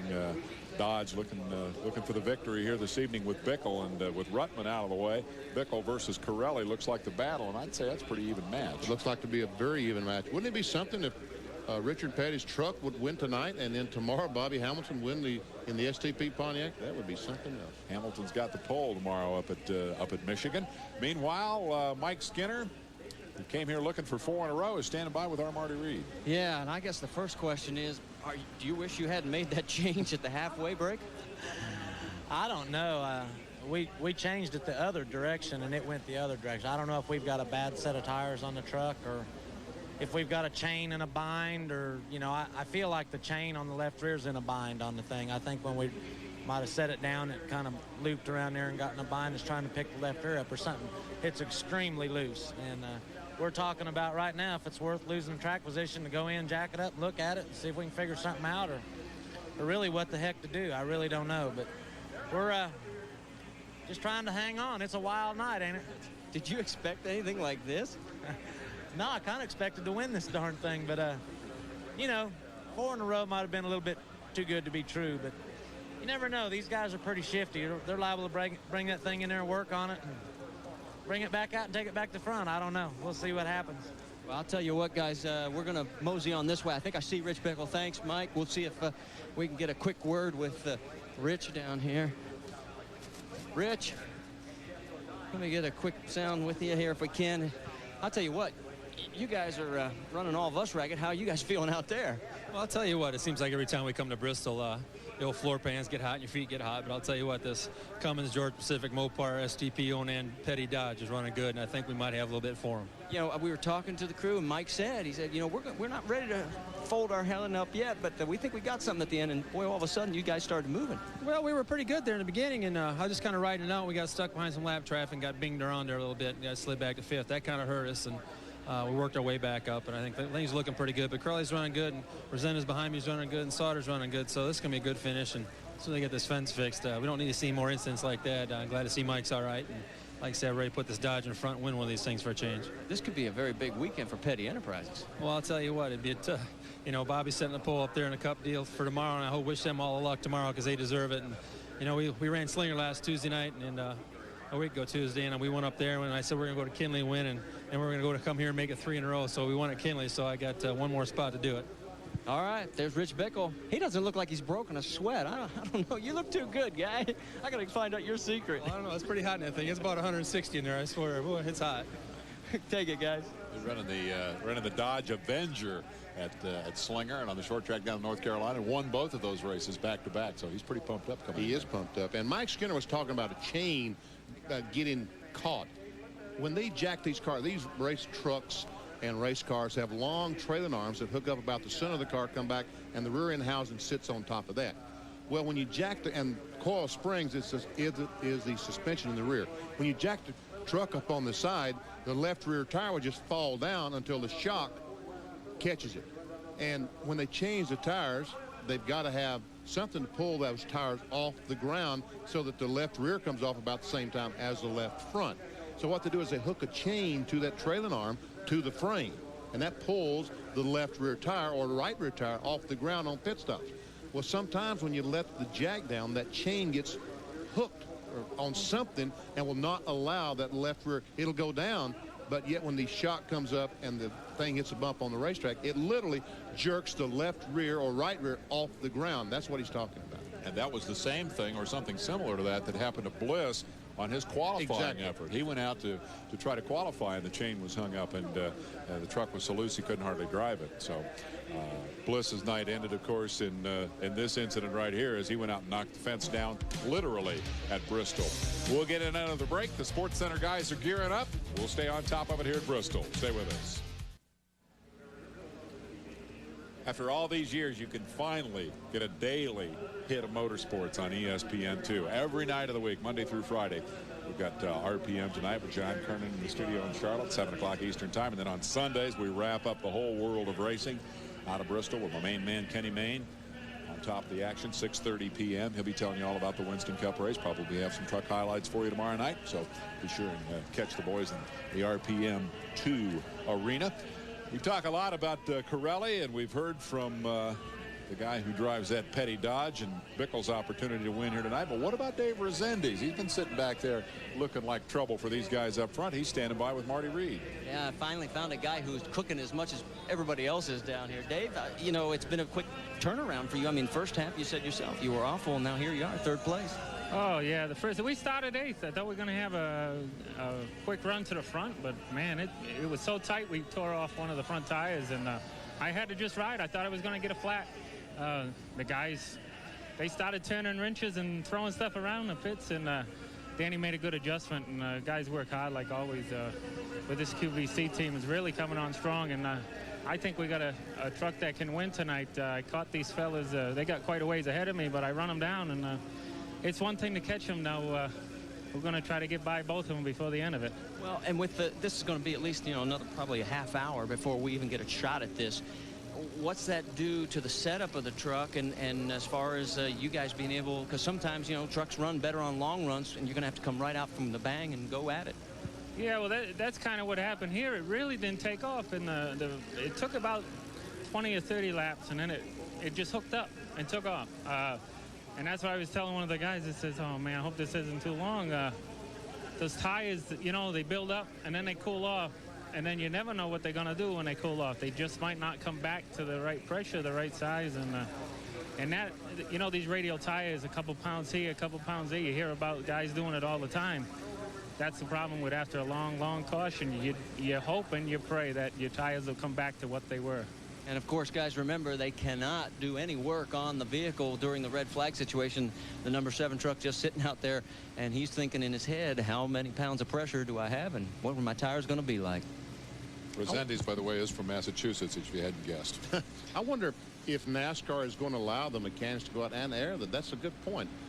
Since they're going to sit here for about an hour, I wonder if they'll allow them to go out and check the air pressure on the tires and readjust the pressure to where the mechanics would like to have that. They are radial tires, as he mentioned, and we hear all the time in the Cup races about adjusting setup with a little bit of air pressure, a little bit, you know, up or down to change the handling. Now you could have a dramatic change in the handling that you have no control over. Exactly. Right? Well, we're going to take another break. You can see down there where the blue tarp is, the construction site, one of the construction sites here at Bristol Motor Speedway. I don't know, maybe they don't want us to see this. It's too ugly. We'll take a break.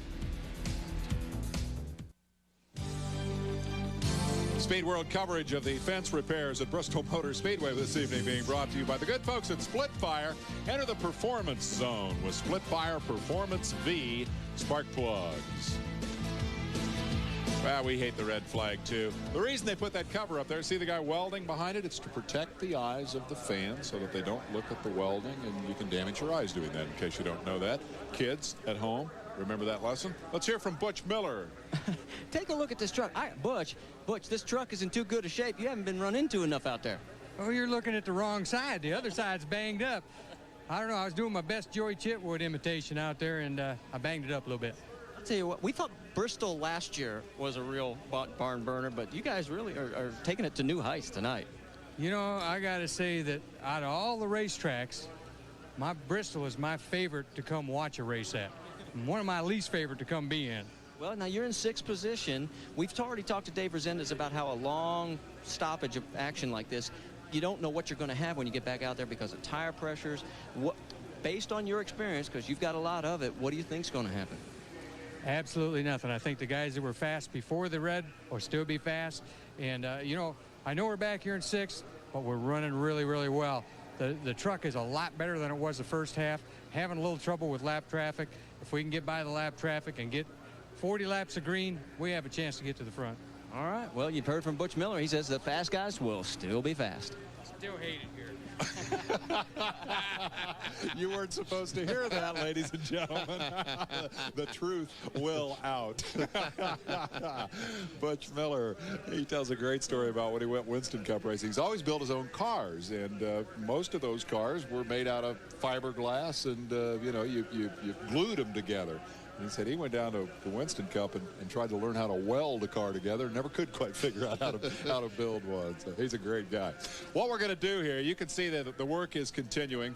We're going to get the guys at Sports Center all fired up. Gary Miller and Steve Levy are standing by. So we're going to kind of put a button on it here and get the fence fixed, get Sports Center handled, then come back with 37 laps to run and see who's going to win this clam bake, the Coca-Cola 200. So stay tuned for Sports Center. We'll be back later. Welcome back to Bristol, Tennessee. The Craftsman Truck Series, the Coca-Cola 200, interrupted by a red flag after a big crash involving Mike Bliss. Tore out that section of the catch fence along the front straightaway. The truck's over on the back straightaway pit road. Drivers are back in the trucks. They've checked the air pressure. We're about ready for a restart. Here's how this all started. There's Bliss's truck sliding on its side into turn one. And now watch gravity take over on that 36-degree banking, and it slides on its hill, or on its side, right down the hill. Now, the really wild picture, Benny Parsons, comes from the onboard camera. That's Bobby Gill on the inside. They're going to make contact, and just watch this. This is up in 3 and 4. Gill goes in front. I think he thought he had the Mike Bliss truck cleared, but folks, he doesn't. Watch.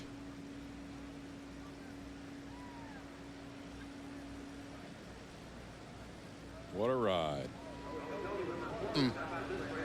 Let's get down to Marty Reed and check out the situation as we prepare for the restart. Well, you remember we talked to Dave Resendez right before we broke away for Sports Center, and he was concerned about the air pressure situation and how cold tires would affect everybody. Well, NASCAR was aware of that fact as well. They put their heads together, and you can see the crews going to work on all 4 tires. Everybody able to add or deflate air out of each tire as they deem necessary. So from that standpoint, that's the great equalizer. I get the signal, and you're going to hear motors fired up, and we are going to get this baby back underway, guys. All right. Yeah. 37 laps remain, and it ought to be exciting. Let's take a look at your rundown. Corelli is the leader after Ruttman had a flat right in the middle of that big incident. Lost the lead just moments before it all happened. Corelli goes to the lead. Bickle second. Resendez is right there in third. Jay Sauter on his birthday is fourth. Skinner, who led the first half, has fallen to fifth. And then Butch Miller, Bobby Gill, and Ron Hornaday. Jack Sprague. Ruttman will be the last truck on the lead lap, and then we'll take you all the way back through the rest of the field. And Benny, I guess it's time for us to speculate about what might happen in that final 37 laps and who might have the best truck. I don't have a clue. I've watched this thing for 163 laps. I still don't have a clue who's going to be the best. There we see Harry Gant. And there's the 3 trucks, 31 through 33, confirmed out of the race so far. The 13-11 Harry Gant, but he's still out on the racetrack. The 0 truck, Gary Lloyd, Mike Chase, Randy Renfro, and Mike Bliss, obviously out of the race. They receive Joe Ruttman, and they'll be changed. They're saying not yet. I mean, they're going to let him get lapped. Trucks are rolling off the backstretch pit. Ruttman is stopped over on the front straightaway. He's actually in the pit area awaiting the crew's attention, and I guess he's going to have to go on a flat tire. I'm not quite sure I followed that. I don't. And they're not letting the trucks go at the end of pit road. I'm not sure I follow it either. Sedgwick and Harry Gant stopped in front of Ruttman as the rest of the field come by. I guess what happened when the trucks stopped up. Okay, they haven't taken the red flag out, so this is not a scored lap. I see what the situation is. So they will fall in the rear, and the next time by, Ruttman would go in and change the tire. He will still be in the lead lap. Last car on the tail in the lead lap. Red flag was out for an hour, a minute, and 17 seconds to make the repairs on the front straightaway fence. Now they'll let these 3 guys roll, I believe. But I'm not sure that when the trucks stopped on the backstretch and these trucks came around on the front pit, I think they passed the trucks. So now these trucks have got to pass them back, and they'll fall in at the back. See what I mean? They put it on the front stretch pit. So when the truck stopped on the back, they drove around to the front. In fact, going by the leaders, now they've got to come back by them. The last lap did not count. This time the red flag is removed, which would then make the next lap, I believe, the first scored lap. Yeah. Right. Well, the red flag is still out. Red flag is still being displayed by the NASCAR official. We're getting word that they're giving them a couple of laps here to warm the trucks up, effectively pace laps that are not being scored. Now the yellow comes out, scoring begins, and these trucks will hustle around.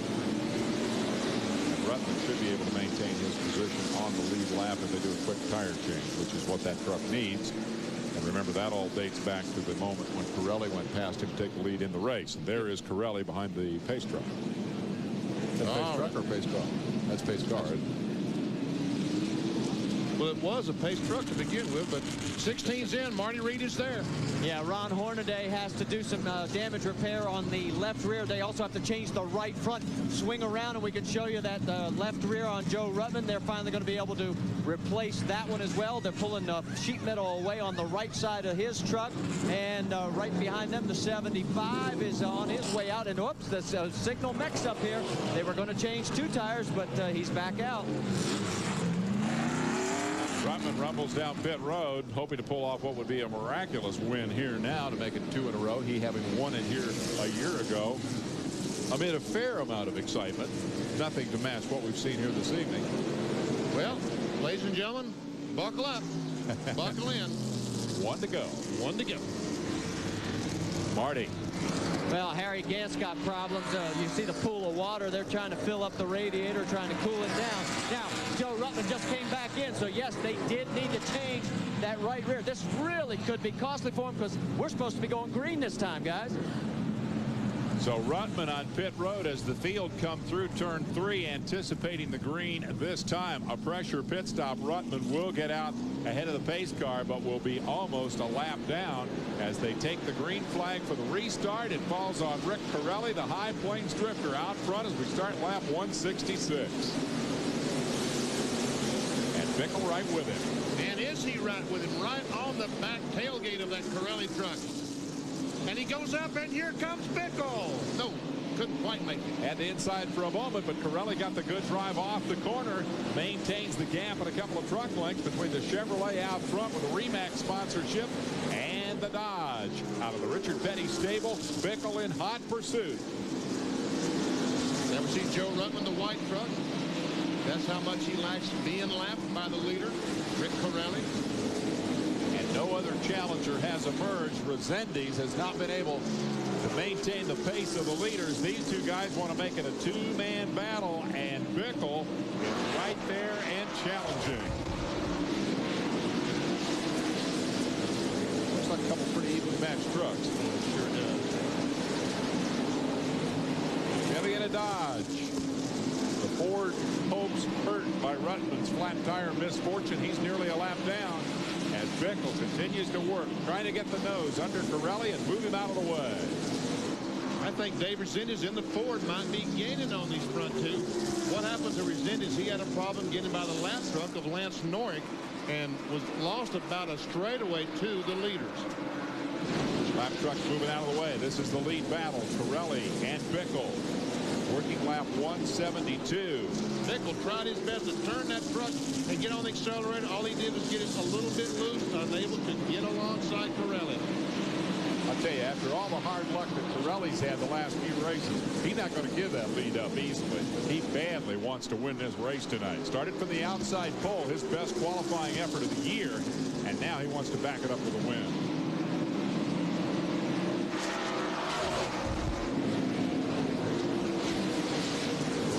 Never won the NASCAR Craftsman Truck Series. His best finish, second at Flemington, New Jersey, last August. Tonight could be the night. He's got the golden opportunity to Bickle's there and tapped him.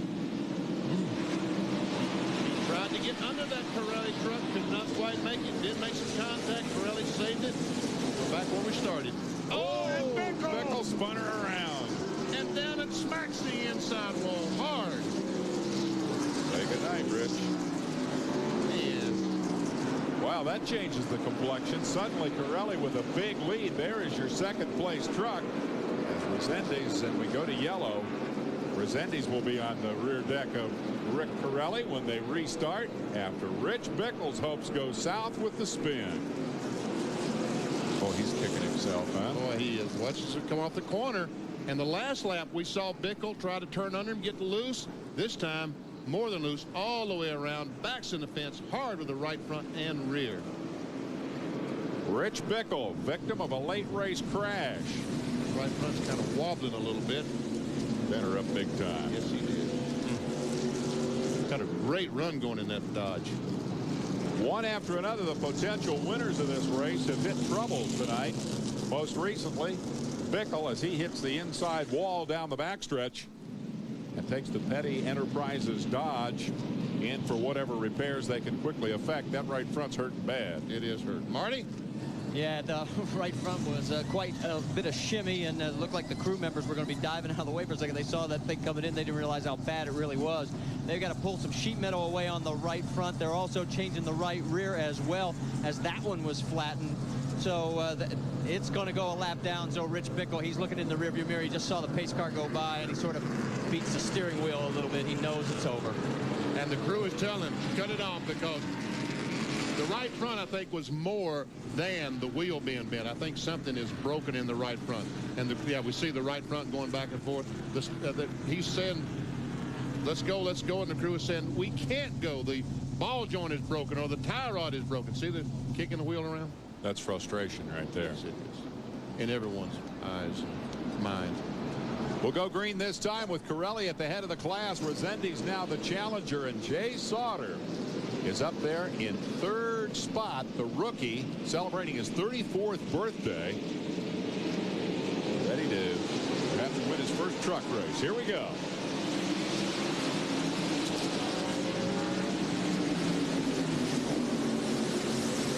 That time Resendiz was able, and looky here, Resendiz trying to get on the inside of Corelli. Ooh, and he goes up right on the back tailgate. I'll tell you, Corelli wins this thing. They have been all over him since the red flag. First in the form of Bickle, and now with Resendiz, who was the winner of the season's opener at Homestead, and Corelli gets loose. He's tried so hard to stay up front, almost losing control as he came off the second corner. Resendiz takes a look. Here he goes. Remember last year when Rubbin drove over the apron almost in that same situation. Resendiz once again. He is putting the pressure on Corelli. Meanwhile, Sauter is there, and look who's looming in fourth. Mike Skinner trying to pull off the late race move that might enable him to win this thing after dominating the early laps. Pirelli still in the hot seat as Resendiz works him over. Sauter sits back there showing patience.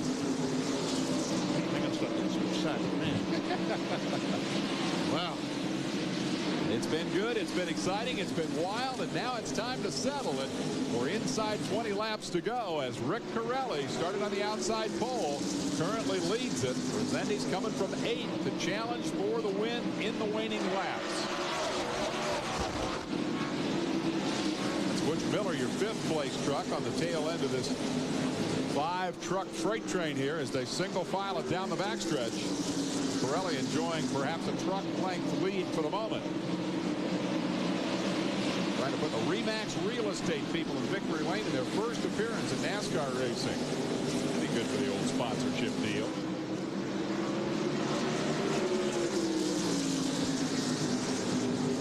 Resendiz again, giving him the nudge, letting him know he's there, trying to loosen him up to get the nose underneath. But Pirelli holds his ground. Right now, Corelli is just trying his best not to do anything stupid, not to get in the corner too hard, get out of shape. And what that's doing is slowing his truck down, and we can see the rest of them all join the first 5 trucks nose to tailgate. Somebody in there will create some excitement, guarantee you that. Last truck on the lead lap, number 80, Joe Ruttman. Back there with Hornaday. That would be what, 10th and 11th, I believe. 9th and 10th, I believe. Ruttman's certainly been up and down the ladder from 33rd to 1st and now back to 9th. That battle continues as the lead remains in doubt. Pirelli's doing a fine job keeping that thing on the bottom of the racetrack and making it real wide. It looked like Butch Miller trying to get on the inside of Mike Skinner that last lap, and Resendiz right on the tailgate of Rick Corelli. Sauter's sitting back there, a couple of trucks back, kind of waiting. That's the bump. Easy, baby. Easy. Think about sweet potatoes. All right, onto the backstretch. Lap traffic will begin to be a factor here for Corelli and Resendiz. A veteran race car driver. Resendiz was a terrific star of the modified tour with 10 laps to go. He's about 3 truck lengths short of the lead. That's counting the truck length that Corelli represents as he flashes by, working on 9 laps to go. And heavy traffic. 4 trucks directly in front of the leaders. They're able to go by Keselowski. There we see Kenny Allen in front. Also Andy Gisman. Is this the chance that Resendiz has been waiting for? Didn't work that time. Corelli got around clean and gained a truck length in the exchange. Here come the rest of the leaders by. Strung out a little as a result of that encounter with traffic. Resendiz will try to close it back up. Sauter, the rookie, waiting patiently for an opportunity. Skinner still trying to hold off Miller and Sprague.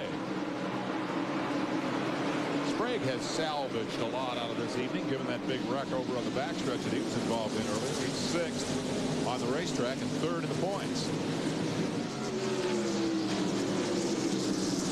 Skinner stands to come out of this with the point lead. Hornaday being back on the tail end of the top 10. The big question, can Resendiz move Corelli out of the way and win this baby? We saw him just 4 or 5 car lengths behind. Now he's caught him once again. But catching and passing, 2 entire different things. Here they come. 5 laps. 5 more. Can't hold your breath that long. You got to breathe sometime. Here's Resendiz moving in. He's bumped him. He's tapped him. He's let him know he's there. Now, with 4.5 laps of this half-mile oval to go, and Butch Miller's slowing down. Yes, he is. Jack Sprague's been able to go by, and here comes Joe Ruttman off the corner. He's going to go by him as well. So, right at the end, Butch Miller has a problem. Meanwhile, back for the lead with 4 laps to go, 3.5 laps to go. Resendiz has got to get in there and work on him if he's going to get underneath and make the move. Here he comes down to turn 1. Corelli will close the door. This is going to be a heck of a finish, Benny. It really is. 2.5 laps. There'll be one more encounter with traffic, it appears, as they probably as they turn for the finish line again. Resendiz gets to the bottom, but Corelli, taking that wider arc in, is able to square it off and cover the groove. A lap and a half. White flag this time by. They go by Butch Miller's slow vehicle. Here comes Resendiz. White flag. One more lap. Well, what's he going to do? Go up there and run into the back of him and try to knock him out of the way on the last lap? Resendiz there. Corelli leads it into the final two turns. Rick Corelli trying to win his first ever race. Resendiz beating on him. Corelli holds his own. Corelli will win it as Resendiz settles for second, Sauter third, Skinner for fourth, and Sprague for fifth. Well, he tried it, didn't he? He did try it. Congratulations goes out to Rick Corelli. Great victory. And that entire chest rounds racing operation out of Colorado, that will be a big celebration, a big party. 27 times he's tried. On the 28th outing, Rick Corelli comes home a winner. The first time flying the Remax colors. Corelli wins the Coca-Cola 200. And Mike Skinner should move into the point lead for the NASCAR Craftsman Truck Series. We saw a little of everything tonight. We'll come back and wrap it up after this timeout. In my garage, you'll find everything from a 5-horsepower lawnmower to a 5,000-horsepower dragster.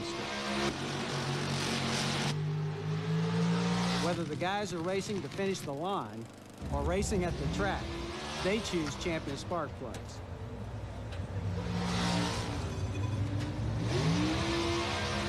We choose Champion spark plugs for all our engines, and you should too.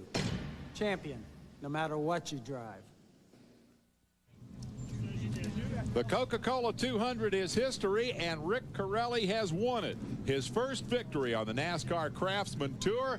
A big smile on his face as he prepares to evacuate that truck after a wild 37-lap run to victory lane, with Dave Resendiz beating on him every inch of the way. Up on top of the truck, and hello to the fans at Bristol. Marty Reed is there to join the party. Oh, I'll tell you what, this is going to be a fun interview, because there's only two guys that had run every single race so far, Bill Sedgwick and you, who had not yet visited Victory Lane. He hasn't made it yet. You just did. Congratulations. I tell you what, Marty, thank you. I mean, you know, my hat's off to Rick and the whole crew.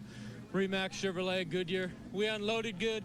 We came off the trailer good. And I tell you what, that's probably the worst 30 laps I ran in my life. I mean, I was all over the track, lost my rhythm. A little bit crazy, but I'll tell you what, I knew this day would come, and when it come, I mean, it's like, it's a breath of fresh air. I mean, I want to say hi to everybody at home, and thanks for everybody making Hey, look at these guys. I'll tell you what. Holy smokes. Now there's Dave Resendiz. I'll tell you what, let's get everybody in here. Since Dave, you're here, we got plenty of time. First off, you gave him everything you possibly could to try and get by him here. Slide on in here. I did everything but spin him out, I tell you. He drove a hell of a race. He had better position on the track, and that's what it took. You know, he drove a hell of a race. He stayed in the groove. He just, I couldn't shake him, man. I was trying to get him nervous, but he was solid as a rock. But maybe next week, huh? Well, maybe so. Hey, I want to get Rick Wren in here. Rick, the two Ricks here. This is the crew chief. It's been a long time coming, but you got to be real happy also. Yeah, I'll tell you, these trucks are a little bit different animal, but I'll tell you what, we haven't given up. We just keep working and working, and Rick can drive. I mean, there's no doubt about it if we can put something under him, and maybe we got her turned around. Now, we've had a monkey for a few races. Maybe it fell off our back. We had King Kong. It wasn't a monkey. Like King Kong. Hey, what a great way to introduce a new sponsor, though. I'll tell you what, you know, it came about a week ago, and, you know, we unloaded here at Bristol with Remax on board, and I'll tell you what, I mean, what a way to go in. I mean, I got this monkey, King Kong, whatever you want to say, off my back. But I'd sooner be, you know, I always wanted to lead these at the end. I knew what Dave was going through. He was pushing and pushing and pushing. And I'll tell you what, this feels so sweet to come here at Bristol. It's so tough. Once we got somewhere with Rick knew the racetracks, I think we'll be a lot better off. All right, there's your winner, Rick Corelli. He breaks the string in race number 28. All right, first win this season, first win of his truck racing career. And in his last 4 starts, he had run 13th, 23rd, 19th, and 24th. That's King Kong riding on your back for sure. Tonight they shook the monkey. They won the race and did it in pretty impressive fashion. He really had to, I mean, he said he lost his rhythm and didn't think he drove a very good 30 laps, but he did exactly what he had to do, Ben. He held off Resendiz. Well, he did, but in fact, he watched the rearview mirror so much trying to keep Resendiz back there that, in fact, he did lose his rhythm and slowed down about 0.2 of a second. That's why we saw all the other cars, Mike Skinner and Butch Miller, catch the cars before the 42 car of Jay Sauter had some problems, and Butch Miller had a problem as well. There we see the unofficial results. Rick Corelli, for the first time in his career, will go up #1. Great run. And I'm sure all the folks in Denver, Marshall Chevron and all the other folks, are just delighted with their driver tonight. And I'll tell you what, for Jay Sauter, that's a great performance. The rookie finishing 3rd on his birthday. Doesn't get a whole lot better than that. Let's go back to Marty. I'll tell you what, this is a real neat trick. I don't know how I managed to pull this off. Uh-oh, look out. This is going to be a... Oh. Hey, you back.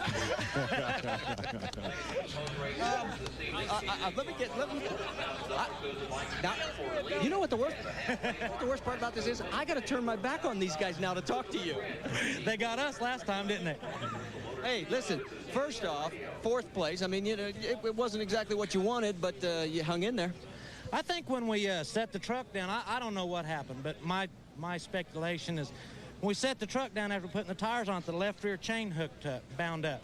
And all of a sudden, the truck was so loose I couldn't drive it. Then that red flag came out, and when we got ready to go back, I swerved the truck several times real hard, just maxing it out, and I think I knocked it loose because the truck was real good there at the end.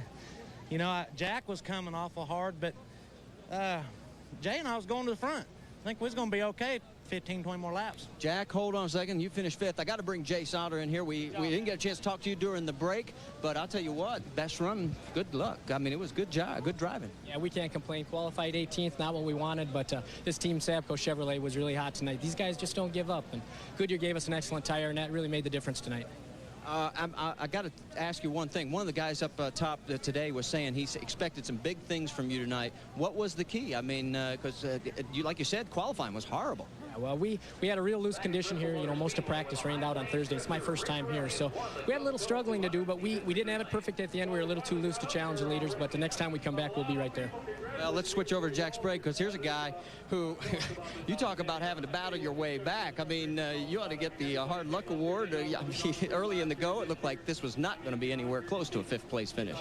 This is pretty typical for the Quaker State team. Tucson, Colorado, we got spun out also, went to the rear and come back to the top 5. But I'll tell you what, the Quaker State crew saved my butt, because the first half we were junk. We were tight, wouldn't turn. They adjusted on it at halftime, and we really were really good. We just, the cautions kept falling. We needed long runs like we always do, and the Goodyear tires were awesome. I got in that deal there when Bliss flipped and hit Ron in the back, knocked the whole front off my truck, which made it really push. But then again, I think if we'd had 25 more laps, we was coming on strong again. We just seemed to run out of laps. These races just ain't long enough for us. But typical racer always wants a few more laps when he doesn't have the lead. I've been in situations where I'm glad it's over when it is, but heck, the last 4 or 5 races, it's like we need more laps. But hey, Dennis Conner, the whole Quaker State crew, Hendrick Motorsports, Rick, Jimmy, everybody, you know, we appreciate everything they've done. And we had a good run with not such a good piece at the end, but we never gave up, and I never gave up, and they never gave up, and that's what it takes, and that's what it takes to win the championship. Well, Jack, you definitely gave it a good ride. It was entertaining to watch. Thanks. Thank you. Guys? You know, you see these guys like Sauter and Sprague, young, good-looking guys, good race car drivers, very articulate, good race truck drivers. It says a lot for the future of this series. Oh, yeah. Automobile racing is in really good hands. In Winston Cup racing, we have great young drivers, trucks, all the NASCAR touring divisions. Great young drivers out there. Mike Skinner has taken over the point lead. We're going to take a break here and come back with more. We're at Thunder Valley, Bristol Motor Speedway, where Rick Corelli has scored his first Craftsman truck career victory. Speed World coverage of a wild night in Bristol has been brought to you by Splitfire. Enter the performance zone with Splitfire Performance V spark plugs. Now they're packing them up and heading for home. The celebration continues in victory lane for Rick Corelli's first ever victory in the Truck Series. It came on his 28th try, And Mike Skinner has taken over the point lead. Take a look at your full field rundown. Joe Ruttman managed to battle his way back to 6th place at the end after leading and then falling victim to the flat tire. We talked about Sauter, the birthday boy. Hornaday, the point leader, settled for 8th place. And I don't think any back beyond them there was a truck with a straight fender on it anywhere. That was a wild, wild night of racing, but exactly what you expect when you come to Bristol. As a matter of fact, Lance Norick hit someone in the rear and damaged the front of his truck on the very first lap, and yet completed 199 laps. Mark Gibson, his first race, finishes 12th. Harry Gant, his first race back in 13th. Kenny Allen in 15th. In terms of the, well, we'll get to the point standings in a moment. We're going to take you all the way back through the field with the unofficial results. Bickle had a shot at winning it, spun it out late in the race. Decent run there for John Nemechek. Mike Bliss, you know the story, got up on his side, tore down the fence, and we were under a red flag for an hour. Refner had a great run going in Rookie of the Year battle and had a big crash. Hensley qualified well, then crashed in practice, and then had mechanical problems all night long. And as we wrap up the running order here, the guys who dropped out early were Mendenhall, Hurlburt, and Davis. Skinner unofficially will lead your point standings by 5 points over Hornaday. After the action here this weekend, these are the unofficial standings. Sprague is still third at 12:59. Resendiz makes a pretty good jump with a second place run here this evening, as he will be fourth in the point standings. Arena football is coming up next. BP, you and I are going to miss that because we're going to be sitting in the traffic, but this was a heck of a truck race tonight. It was a great truck race, and I want to say thanks to all the ESPN people here tonight. We were on the air at 7 o'clock tonight, so that means we're in position about 6:30, and they're still hanging in at midnight. Guys and gals, thank you very, very much. Here is the start of the celebration. That's Jack Sprague coming up and body slamming Corelli to say, great job, buddy. You deserved it, and you won it. Arena football is next. Anaheim and Arizona. Stay tuned for that. BP and I will join you tomorrow at 12:30 on ESPN2 with NASCAR Today to talk about the Cup race. Thanks, Marty Reed. Great job down in the pits. Thanks to all of you for being part of Rick Corelli's first ever win in the Coca-Cola 200 at Bristol. So long, everyone.